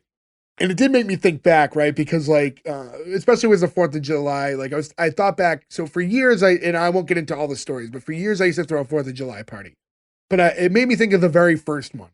Because the first one, we weren't 21 yet, but we were close. I want to say we were probably 19, 20 at the time. And I just remember that party getting a keg. And at that moment, being younger and being like, we got a keg for a party. And It's a huge feeling. how yeah. big of a deal that was at that time to have a keg for the 4th of July, the one keg. And I don't know, it made me think back to that, which was I remember funny. trying to figure out how to tap it. Yes. You Yeah. could not get the Yep. fucking thing on or to work. Which is a problem that they are going to be dealing with soon. Yeah, both of those scenes, the time we stole that keg from that party at the MIT house, the frat house, was a real fun one too. And the same thing, we brought it home. We were like, oh, well, it's midnight. Nobody has a tap. So what the fuck do we do now, right? And then that keg froze overnight and then thawed. So then when we finally did get a tap for it 2 days later, the beer was flat. Then we drank it anyway because we stole a fucking keg. We're going to drink the beer. And you all got beat up by frat guys. No, we didn't. They've scattered fucking cockroaches when the lights came on when the cops came into the house. And we were just smart. We'll just walk down the back. They're not going to arrest us. And then we saw the keg and we're like, well. Anyways, yeah, so it cuts to them back in the basement where Jay and Nate are just having a conversation with one another, only using the word bro, which they did a bit earlier in the car too. And just bro, one of those. It's going on for a while. Nikki tells the rest of them that this has been going on the whole ride back. I thought that was funny. Very dude, where's my car vibes. It was very dude. It Dude, did, Where's My yeah, Car? which is, I guess, a nice throwback to Ashton, right? Gwen says, well, let's tap this keg and get stupid. And that's when Nate realizes that they don't have a tap, and now the beer is trapped inside the keg. I love it's trapped inside. And Nikki asks if a kiss would make him feel better, and he says, only if your mouth is full of beer, which I thought was good. Yeah, like this whole scene, you're like, oh, I'm starting to root for these kids now. This is where I came around to where, like, obviously the show's not going to be about the parents, but I am starting to enjoy the interactions between the new crew. One question is like, obviously they can't buy beer, they're kids, but would they not sell them a tap in reality? Like a tap isn't selling kids alcohol. I had that written for later because it's going to come up because that's the next time we see them. They're kind of discussing that plan, but I wasn't sure. I guess paraphernalia maybe it could fall under, so I could see why a liquor store would say no, but I don't know if there's technically anything wrong with it. I feel like it's one of those weird things where, like, you know how, like, if you work at a convenience store or something, right? If you're 18, you can handle alcohol, but you can't purchase it. But if you're under 18, you can't even touch a case of it. Like, it might be a weird thing where, like, you can maybe purchase a keg tap at 18 because it's not. Yeah, I don't know what the rule is. I can't recall. But yeah, I wasn't sure. I'd like to assume that we have some pretty good fans, and I'd like to assume that a good bunch of them are drinkers. So I would, if anybody knows, let us know. And the next scene, we get that classic That 70s Show shot around the table. And it's Donna, Eric, Red, and Kitty. Only they're upstairs at the kitchen table. And it's that shot that when they would all smoke, you would see them going from person to person in the circle. There's usually 4 in whenever they would do it. And it starts with Donna saying how weird that this feels. And that being that they're upstairs people now. Because you can see they're playing cards and drinking beers and stuff. Except Eric, who's drinking a Zima. And I like that he was drinking a Zima. I don't like that they mentioned the Zima. That's the difference. In that 70s show, it just would have been a background touch. Exactly. Yeah. And that was that 80s show type of thing that they brought it up by reference to be Don't like, look, hammer it's over the the 90s. head with it, yeah. Right.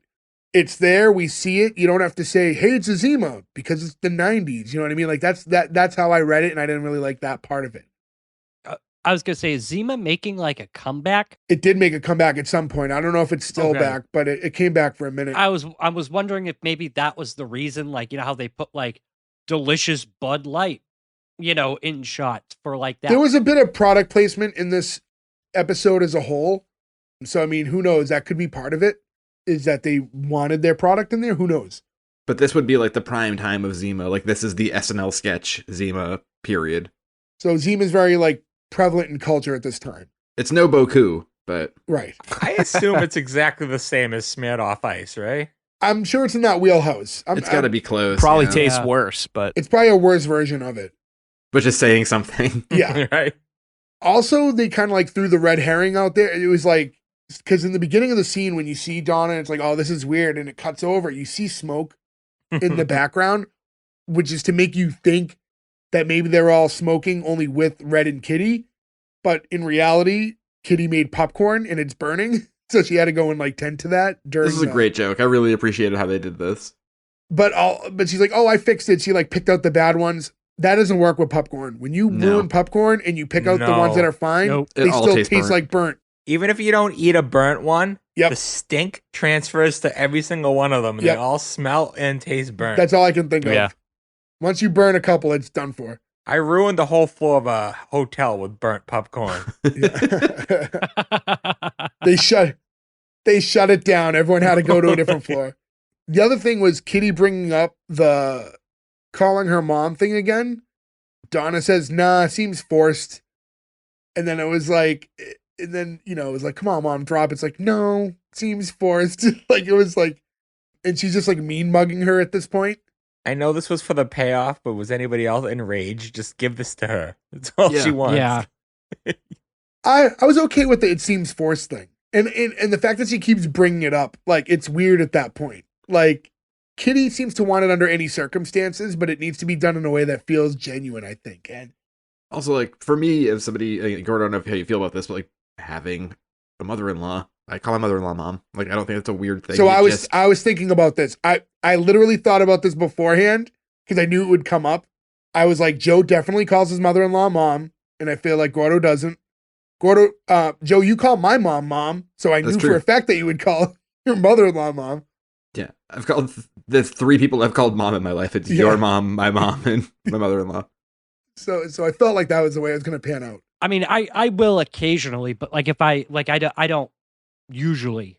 I don't call, envision now. I'm not in a situation where it matters, right?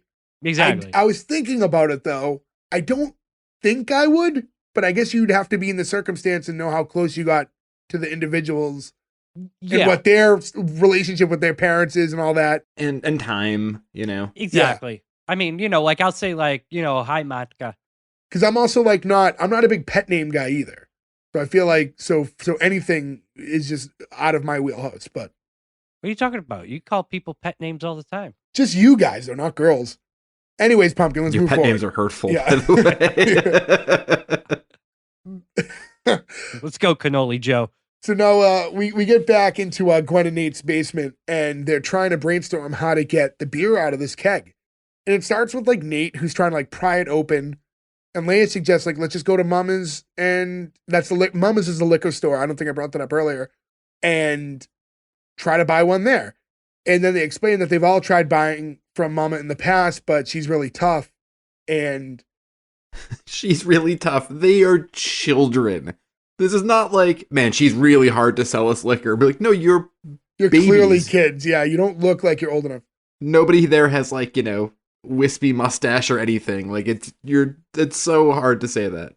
After Nate's suggestion to get a laser is shut down, he starts freaking out and telling everyone that they're stupid and hate beer and hate America.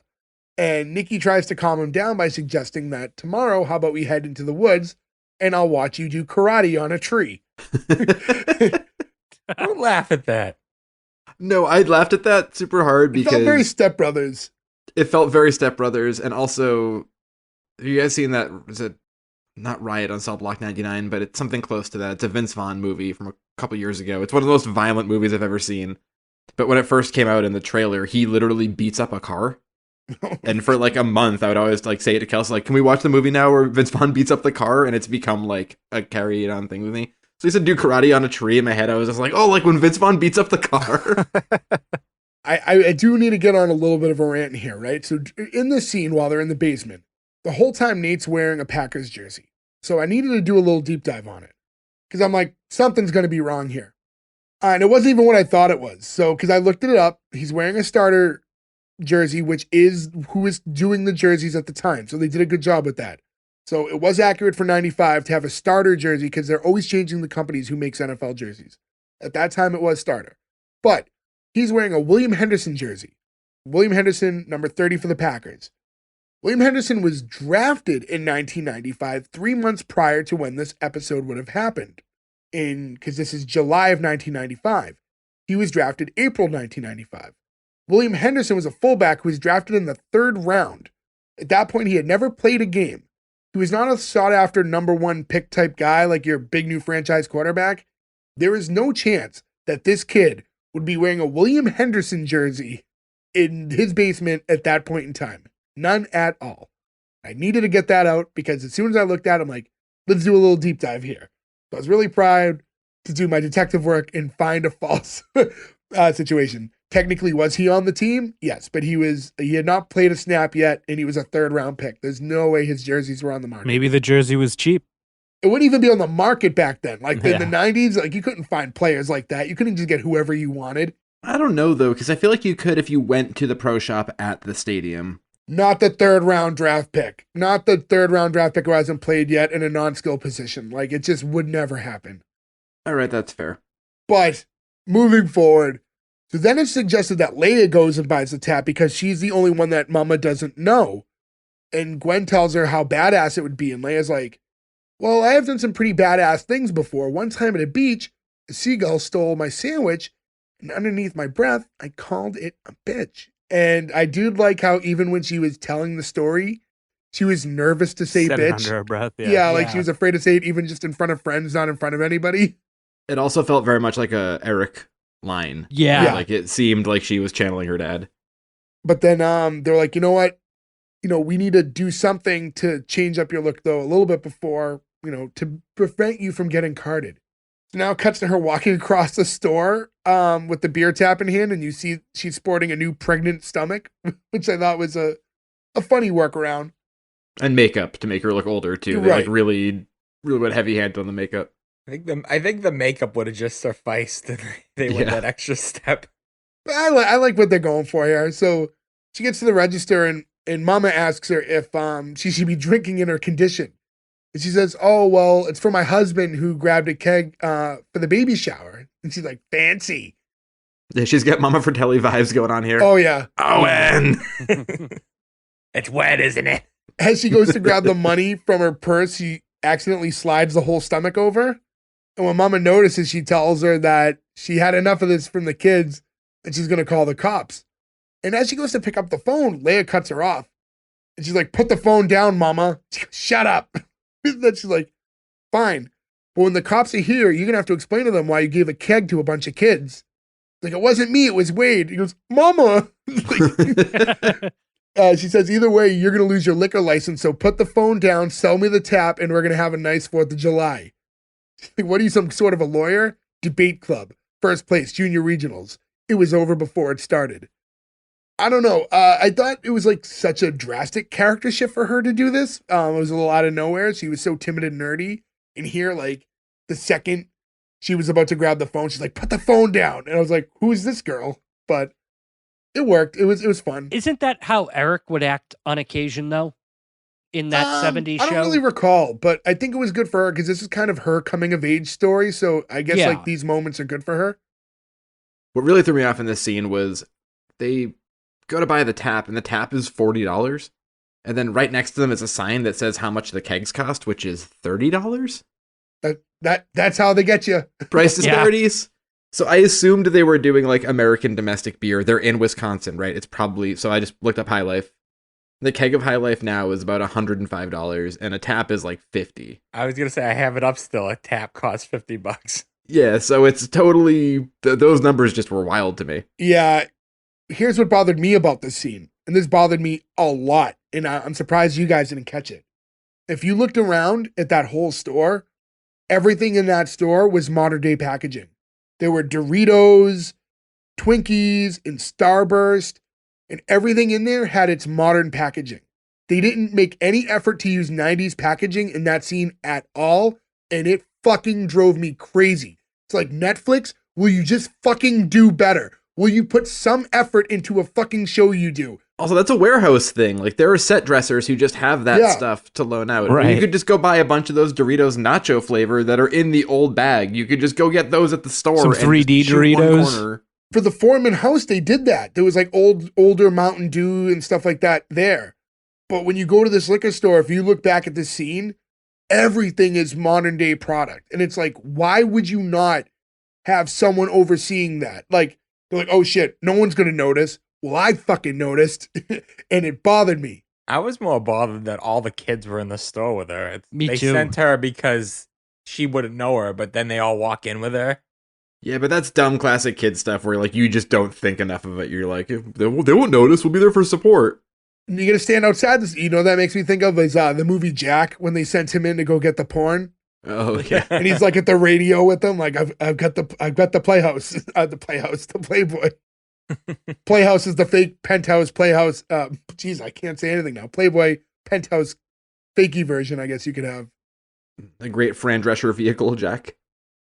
Yeah, so now it cuts to the kids on the water tower toasting to Leia. And They brought the keg. yes, I have that written too. The water tower. Yep. Yeah, that's not going to happen. At first I was like, oh, maybe they're on like a little landing thing, because when they used to go to the top of the water tower in the original show, it was a little different. And then, no, they drags a keg to the top of a water tower. Nate's not that strong. No, none of them were strong Maybe enough they for that. roped it up. No. Even so, though, that's dead weight. Yeah. But there's 5 of them. Or 6 of them. Maybe it's light beer. Waka waka waka. Cha-cha-cha-cha. That was a big oversight, I think, too. Is getting, what are they just getting lazier as the episode gets along? They're like, Yeah, like we're like in the last 5 minutes here, and they're like, fuck it. Like we already pulled them in. Let's stop making an effort. they had Favorite Starburst in 1995? I didn't think that was the case. Yeah, no, I noticed the same thing with the keg. I was like, how the fuck did they get this up there?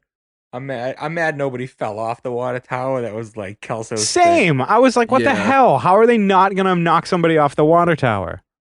As they're up there, Gwen and Leia are talking, and Gwen wants her to stay for the summer, but Leia knows her father's never going to let her.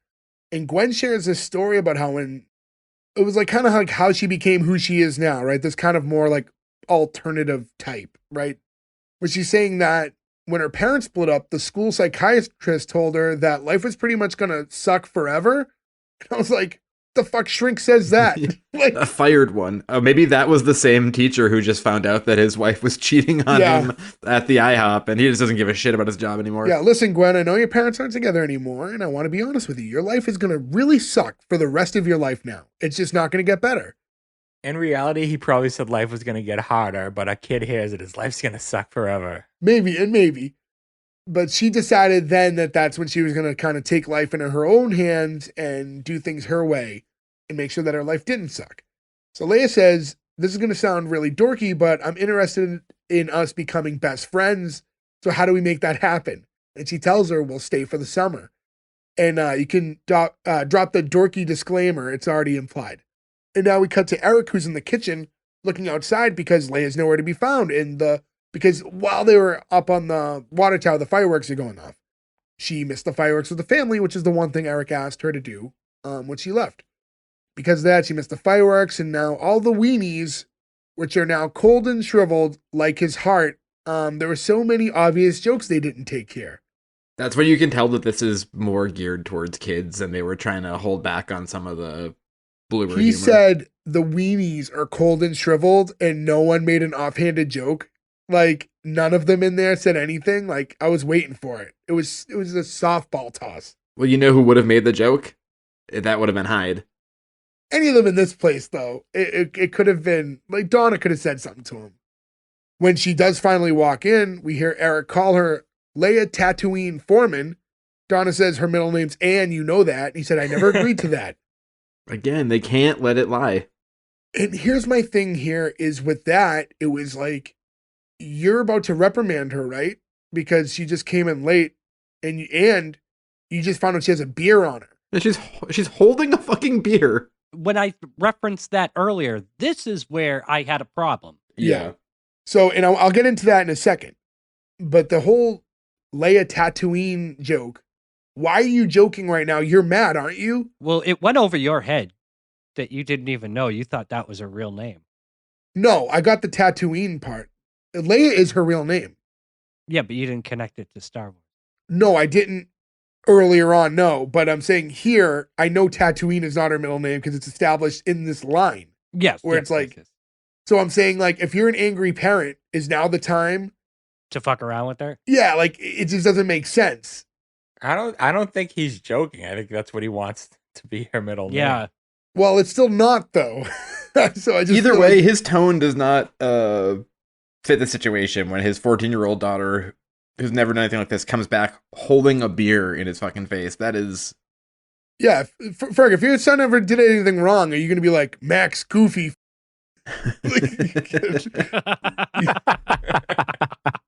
You know, so I don't know, but yeah, to go into the beer thing, because he's like, wait a minute, is that a beer in your hand? And she's like, yeah. And there was more of it, but it fell out of the cup when I was coming down the water tower. It's like, is this girl rebelling too hard? You know, like, I guess she's coming into her own a little bit, but I think that's the point. She's overcompensating. Yeah. I don't know, it just seemed like very extreme all of a sudden with her parents. Like, just to come in with, like, her parents didn't do anything that bad to her for her to be, like, doing this all of a sudden. It's also hard to feel bad for her at all when she's like coddled by both of them. It's not like Red's her parent. Doesn't have Yeah. an overbearing dad and mother who like lock her away. Yeah, there's no need to be rebelling like this. Yeah. But isn't that the thing, though? Like, you rebel against your parents no matter what. Well, if she wanted to rebel, she should say, you know what, Dad, I like Star Trek. Yeah. That's a good point. No. I would not be surprised if that didn't come up later in the season. If he showed up again, and if she said that, he'd have to yell Khan. This I like the exchange of when he was like, the water tower? What the hell? And Donna says, Eric, let me handle this. The water tower? What the hell? Like, that's very sitcom-y to me, but I really liked it. And she says, I had a great time. I don't want it to end. So now you're not going to like me saying this, but I want to stay in Point Place for the summer. And this is my life, and I'm done letting it suck. Donna's like, Leia. Eric goes, all right, go. Just unload, baby. Both barrels, go. She goes, that took courage. I'm impressed. He goes, what? What the? He's like, this is ridiculous. Yeah. Mom, go preach. Go preach. And she goes, you're welcome to stay here if you want. He goes, oh my God, what is happening? It's like, I don't know. I really that liked reaction by him was really funny. Eric's reaction to both of them, like supporting her after that, was really funny. I thought he did really good there. But Gordo's right. They just stopped caring about the fact that she came home drunk and she's a kid. Like, Yeah. Yes. Yeah. that pissed me off as a parent. Well, yeah, like I said, that's the second time. You'd be happy that she came out of her shell. She made friends. She's taking sort of charge and growing up. You'd be happy about all of that, but you'd still be really mad about the drinking. Can I just say that I've been caught plenty of times around that age drinking Oh, sure, same. with you guys. The only reason why I wasn't banned from ever seeing you guys was because you guys were my only friends. You know what I mean? Like it would be very hard for our parents to ban us from seeing each other. Well, it's easy for them because they live in Chicago. But that's what I'm saying. Yeah. So this is what the what I didn't get is that you met these people for one day. Yeah, so this is a bad influence on her. Correct. We were already too far gone by the time we were doing that. So maybe in this case, right, maybe they're not getting too upset because she's not visibly very drunk. So they know that she had a beer with her friends, but she's coming and she's articulating and she's and even her arguments with them make sense. So it's not like she's coming in belligerent, didn't get in trouble. Maybe that's why they're not being too hard on her.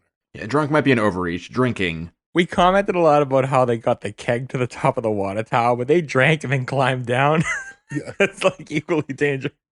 And again, the Kelso kid should have fallen at that point, right? Should have. Yeah. She tells her dad, he always talks about all these amazing times that he had with his friends, and she wants that. And he tells her, in one day you got your nose pierced, you got beer, and you got a snippy attitude. So, you know what? The answer is no. Which, as, Respect. yeah, this is sound logic. He's not being harsh. There's reason for that. She tells him, well, I'm not getting in the car tomorrow, and you can't make me. And she runs off, and he replies with, oh, you're getting in the car, or my foot is getting in your ass. My favorite part of the whole episode. Yeah. Watching the full transformation as he finally becomes Red was really fun to That see. it was. Because then Red goes, I've never been prouder. It's like watching you hit your first home run, if you had ever done that. I loved that button. And then the next scene, we see Eric sitting on the hood of the car in front of his garage, which is like another classic That 70s Show shot, and it goes back to the That 70s Show pilot where he was doing it, because then Donna joins him and he says, like, I can't believe it. I study Star Wars my entire life, and in the moment of truth, I turn into my evil father. And Donna says, I thought about it, and I think her staying here isn't the craziest idea, and that, your parents can watch her. He's like, were you not here in the 70s? My parents weren't the greatest watchers. Valid. I like the line. Again, I don't like that he said 70s.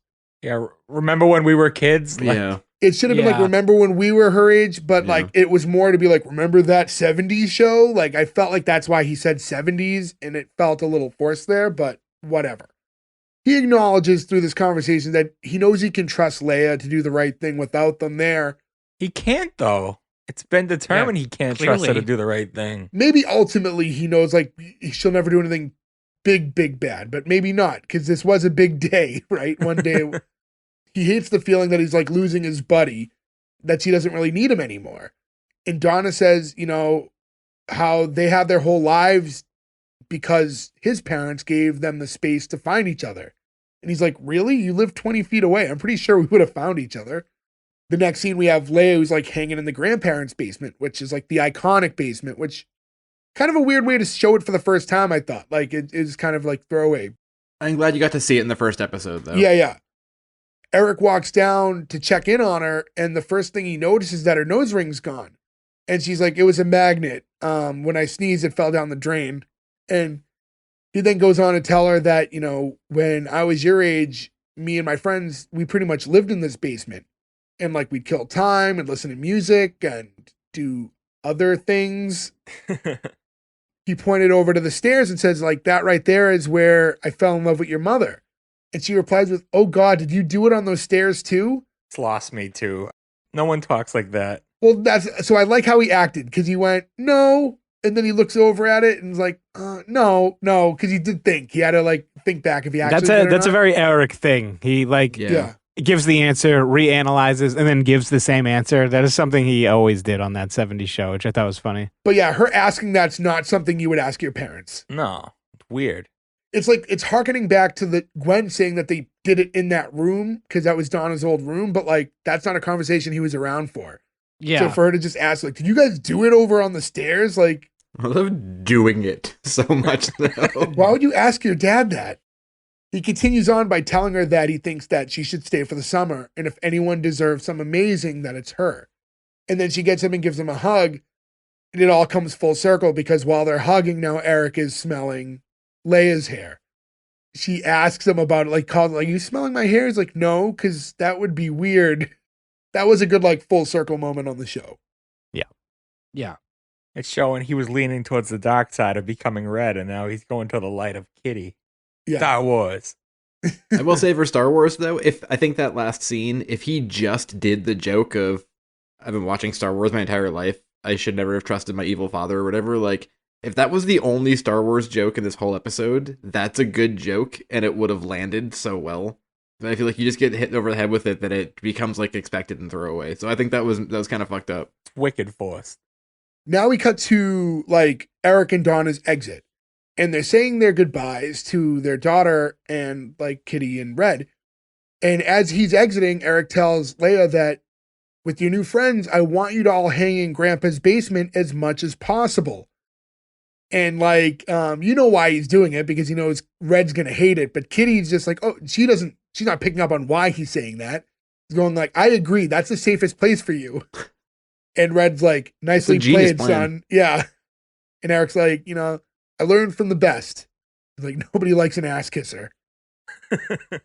And right before they leave, Donna says, bye, Mom, to Kitty. In like a sweet way. So you got that like awe from the crowd. They, she said it. They close the door and then Kitty goes, she called me Mom. I win. That's why I don't mess with a pro. And I was like, is this the same Kitty? No, that's very Kitty. That's something she would That's do. very Yeah, Kitty. that felt right to me. Yeah. I don't know. Something about it just seemed off for me, but I lose to the group on that one. Next scene, we have Kitty and Red in the kitchen, and Kitty's getting a shopping list ready of all the snacks because she's going to need some with all these kids in the house again. And Red's like, don't feed them. That's how this all started the first time. I feel so bad for all of our parents, all of our friends' parents. Like you come in as like a 13 or 14-year-old kid, you just eat and drink everything with no regard for any thought of, cost or anything like that. Well, at least, when our parents were close to our age, everything didn't cost 20 times more like it does now. But yeah, still, you don't even think about it. Like you're sitting there, like you eat all the snacks, especially when we're at Ferg's house, right? We'd go through like 80 cases of Pepsi because how many Pepsis we would drink at Ferg's, and then just like never-ending snack, like Funny Bones, I think was always at Ferg's house. You know how much free shit I got in Pepsi points because of you guys? Oh. You were so close to that Harrier jet that one time. Free to you, not to your mom. I gotta watch that documentary. Enters Leia and Jay after that. And Red asks who the boy is. And it's Jay. And he says, yeah, I'm Jay. Jay Kelso. And he's like, no. And then enters Ashton Kutcher, reprising his role as Michael Kelso. And he jumps into the kitchen yelling, burn, the classic Kelso line. But I don't think burn worked there because it wasn't really a burn. There was no burn. Yeah, there was. Well, I guess it was a place. burn on Red that he had to deal with another generation. Yeah, that's.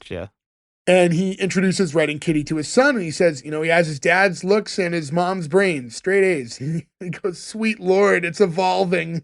That's a great line. Was anybody else here thrown off that Red and Kitty didn't know this about them? Because they live in the same I did think town, that was weird, yeah. and they were. I always got along so well, but you get the impression that they haven't spoken or seen each other in like 20 years. But just in Point Place, you think they would have at least run into each other at the grocery store. They'd know what they were up to. They might know that that they have a son, but they may not have met the son, you know what I mean, or anything like that. So that's possible. I'm more bothered that they're in town the whole time and we never get all four of them in the same room. Yeah, that was weird. I don't know why they did that. I've been waiting to say that the It whole had to episode. be like filming issues. I bet they were filmed at different times because they weren't around at the same time or something. It was one of those things where, because to jump ahead a little bit, but we'll get into it in more detail. Mila Kunis also shows up. So we have Jackie and Kelso in this scene. So this is really the only episode with all four of them in it. And we didn't at least have them cross paths even in a moment. Seemed like a giant missed opportunity. And clearly they're not very good friends anymore because they're getting married for the second time. And Third time. We'll talk about it. They're Yeah. getting remarried. but Eric and Donna aren't invited to the wedding, so they obviously haven't been keeping up with them either. Yeah. Yeah, so original Kelso turns to his son and Leia and says, "Hey, you kids, have fun now, okay? And if you jump off that cliff, do it naked, because when you hit the water at the right angle, it's like you're doing it with the lake." Weird thing to tell your son and a girl you don't know. That tracks for Kelso, though. But yeah, it felt like Kelso. If one of those things where the character makes it work, if anybody else said that in a show, you'd be like, why would you say that? I felt like this felt more like an Ashton Kutcher cameo than a Kelso cameo watching the scene. Also, to get back to what I was saying before, this should have at least been the next day because literally Eric walked out the door and this is seconds later. So one went out and they come in. It's like, what the hell? So yeah, I thought that was, I don't know. I thought Ashton was not acting quite enough like Kelso at times. He even had like a southern draw a couple times when he was speaking that seemed out of nowhere.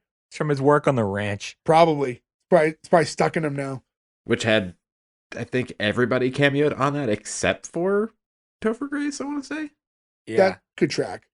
So now the kids leave and Kelso gives Kitty a giant hug. And in a lot of ways I felt here, you could really see how much the old cast did miss each other. I felt like that was a very genuine big hug with them. So that's like fun to see. And as he's talking to Red and Kitty, that's when Jackie runs in yelling, "Michael, let's go." So we get Mila Kunis here now too. So another big crowd reaction because now she's there. And he says, "Jackie, will you give me a minute to enjoy this? The vein on Red's forehead is about to explode." She's like, "Gross, I don't want old guy blood all over my wedding outfit." And we find out that this is their second remarriage, so the third overall. But this one apparently is going to stick. And Kitty's like, "White honey, really?" Love a good kitty burn. Yeah, and she's like, "It's before Labor Day, and if people think it's our first time, we'll get better gifts." I thought that, so is no one at the wedding know them? I guess not. Yeah, who's but invited I- to this wedding? Maybe that explains why Eric and Donna aren't invited because they're just inviting, maybe it's like work people or something. That to me made no sense. Like, I'm going to trick all these people to thinking it's our first wedding? Who's at your wedding that doesn't know you? The next line is even weirder.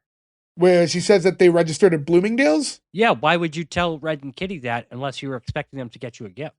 Well, now they are. Now they're saying, "Here, this is where our registry's at. Go get us something." And we do judge. Yeah.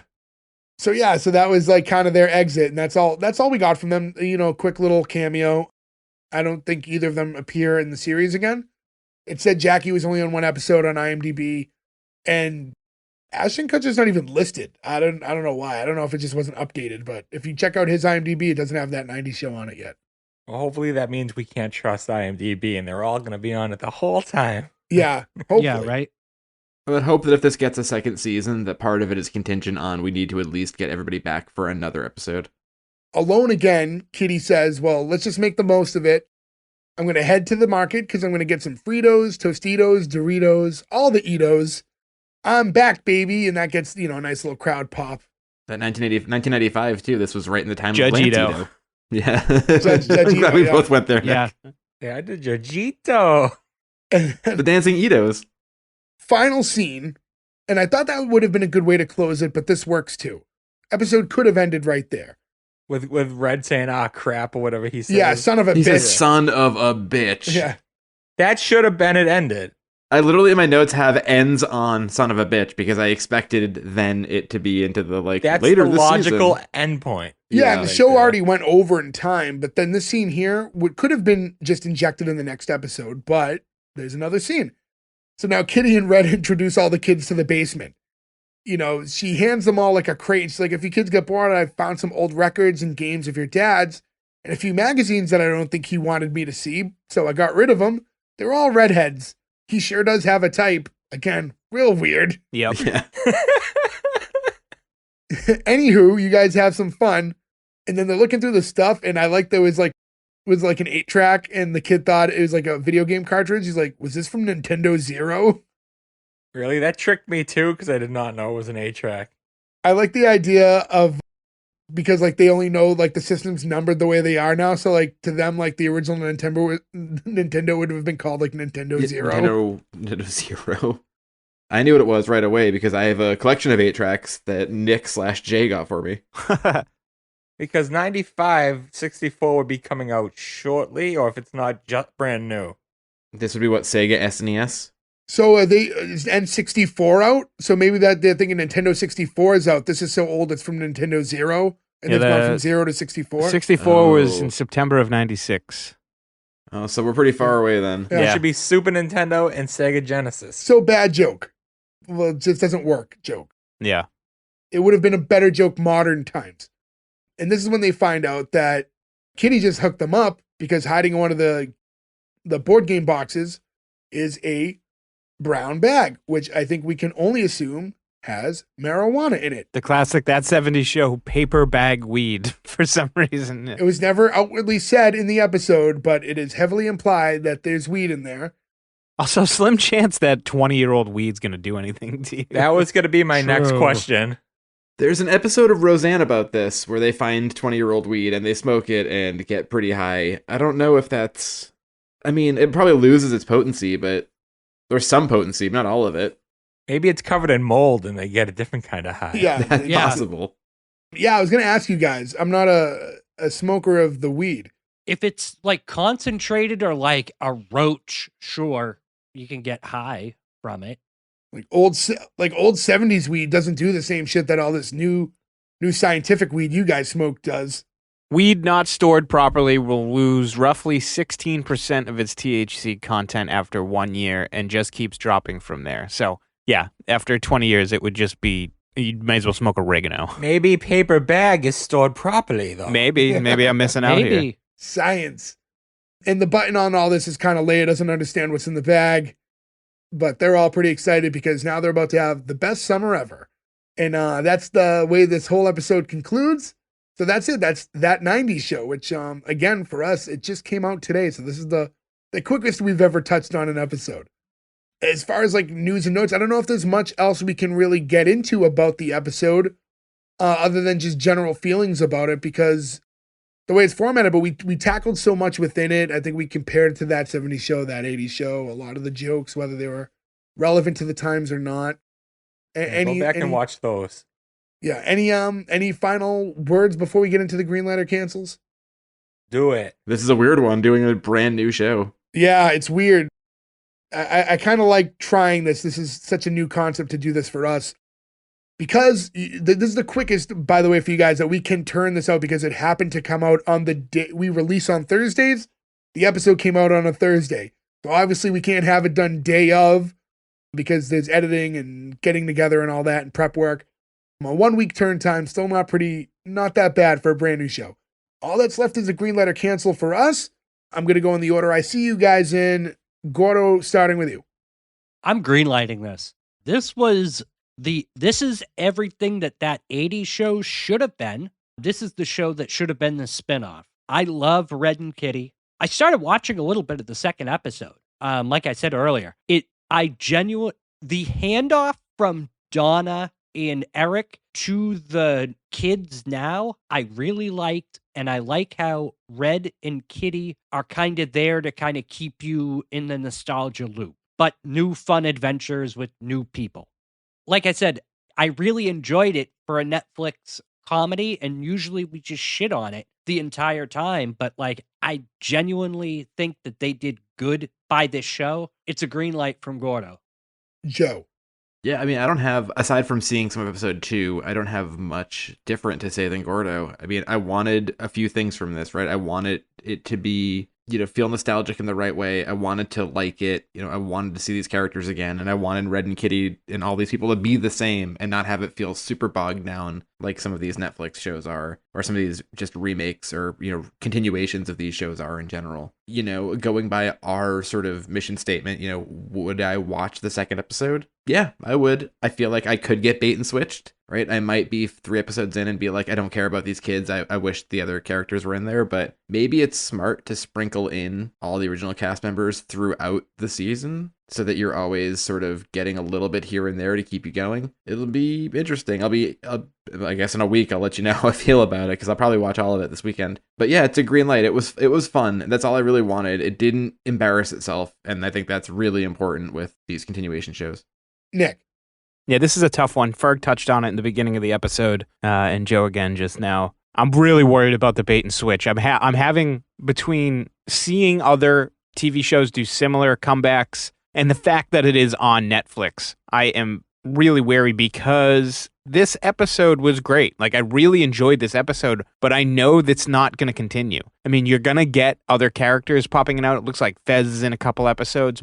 But at the end of the day, I realized everything I liked about this episode has nothing to do with the new cast. I was just really happy to see the old cast. And I'm not sure that the new cast really has what it's going to take. And like I said, a lot of this stems from me not trusting Netflix. So that's kind of unfair to the show, but also not. So I'm going to cancel it because I don't trust them. And I think they're going to screw you by making you think that this is going to be more of the same. And then they're just going to pivot completely away from it. And it's just going to be another kids Netflix show or a Netflix show with kids as the main characters, which just aren't good. And so for that reason, I'm canceling.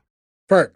Yeah, I really, other than Eric's daughter, I hate the new cast. They are Saved by the Bell, the new class to me. Why always get a rip on the new class, man? That show was great. It's terrible. I loved seeing all the original characters come back, and if they could have just, moved back, and if I even had the thought that maybe they'd pop up a few times, but no, I think we're just getting Fez, who I'm not a fan of Fez. Please clip that out. I want that as my new ringtone. It's tough because what we do is we grade on a pilot, and it's a good pilot. I love the legacy characters all being back, and this was a well done stuff whenever the kids weren't there. And when they interacted with the old characters, I like that too. So I'm in like a tough place. I don't know. I don't appreciate a bait and switch, and that's leaning me towards cancel, but I'm going to pass based on just the pilot because that's what we do. We grade pilots because some good shows have bad pilots and some bad shows have good pilots. So green light, but barely. All right, well, my vote no longer really matters because we're already at a 3, but I'm siding with Nick. So this was a very tight one, right? So I'm canceling. And Ferg was frog's hair away from going towards canceling. So this is like the tightest green light I think we've had for a show. But I kind of like it because we don't have much time to really process our thoughts. We watched it today, it came out today, and here we are. But as far as my cancel goes, it's a lot of what Nick said. The things I liked the most about this were like Eric, and like he's not coming back. And I know he's not coming back. And I feel like they really did mask it with a lot of them and not too much of the kids. And when I'm looking at the kids' characters and I'm dissecting them all, I think that Leia is pretty good. I think Leia was well cast, feels like she could be the daughter of Eric and Donna. Other girl, Nikki, I don't know what her role really is. She didn't show a lot of personality other than I'm the girlfriend of Nate. Nate is kind of a Disney version of Kelso. Then there's an actual son of Kelso who's kind of Kelso-ish also. So they don't need to both be there. So like I look, and then there's Ozzy, who I don't like that character. I don't know. He's weird to me. I don't understand what his role was. So like this is the new cast, and I only really like one of them. So knowing that, I think there are things about this episode I enjoyed. There were times where that Netflix stink was on it. Like I said, I didn't like that they didn't take the time in the episode to scrub the products and make sure there wasn't modern things in there, like when they were in the liquor store. That really bothered me because it wasn't even like 1 or 2. It was the whole scene was full of it. and I didn't appreciate like that lack of effort. For me, it's a cancel. Could I see myself watching other episodes just based on nostalgia, just to see someone pop up? Maybe. Like I might if you guys like tell me it's good enough afterwards. On the pilot alone, I can't greenlight it. So it's a cancel for me, but we're still at 3 out of 5. So congratulations to That 90s Show. You do live on to see episode 2. And for those of you who want to give this show a shot, go on to Netflix. The whole season's there right now. You have 10 episodes that are all streaming and available right now for you. So give it a shot if you want. And thanks for listening to us. A reminder to all of you, go to S1E1pod.com. That's where you can find all the links to all our social medias, everywhere where you can follow us and listen.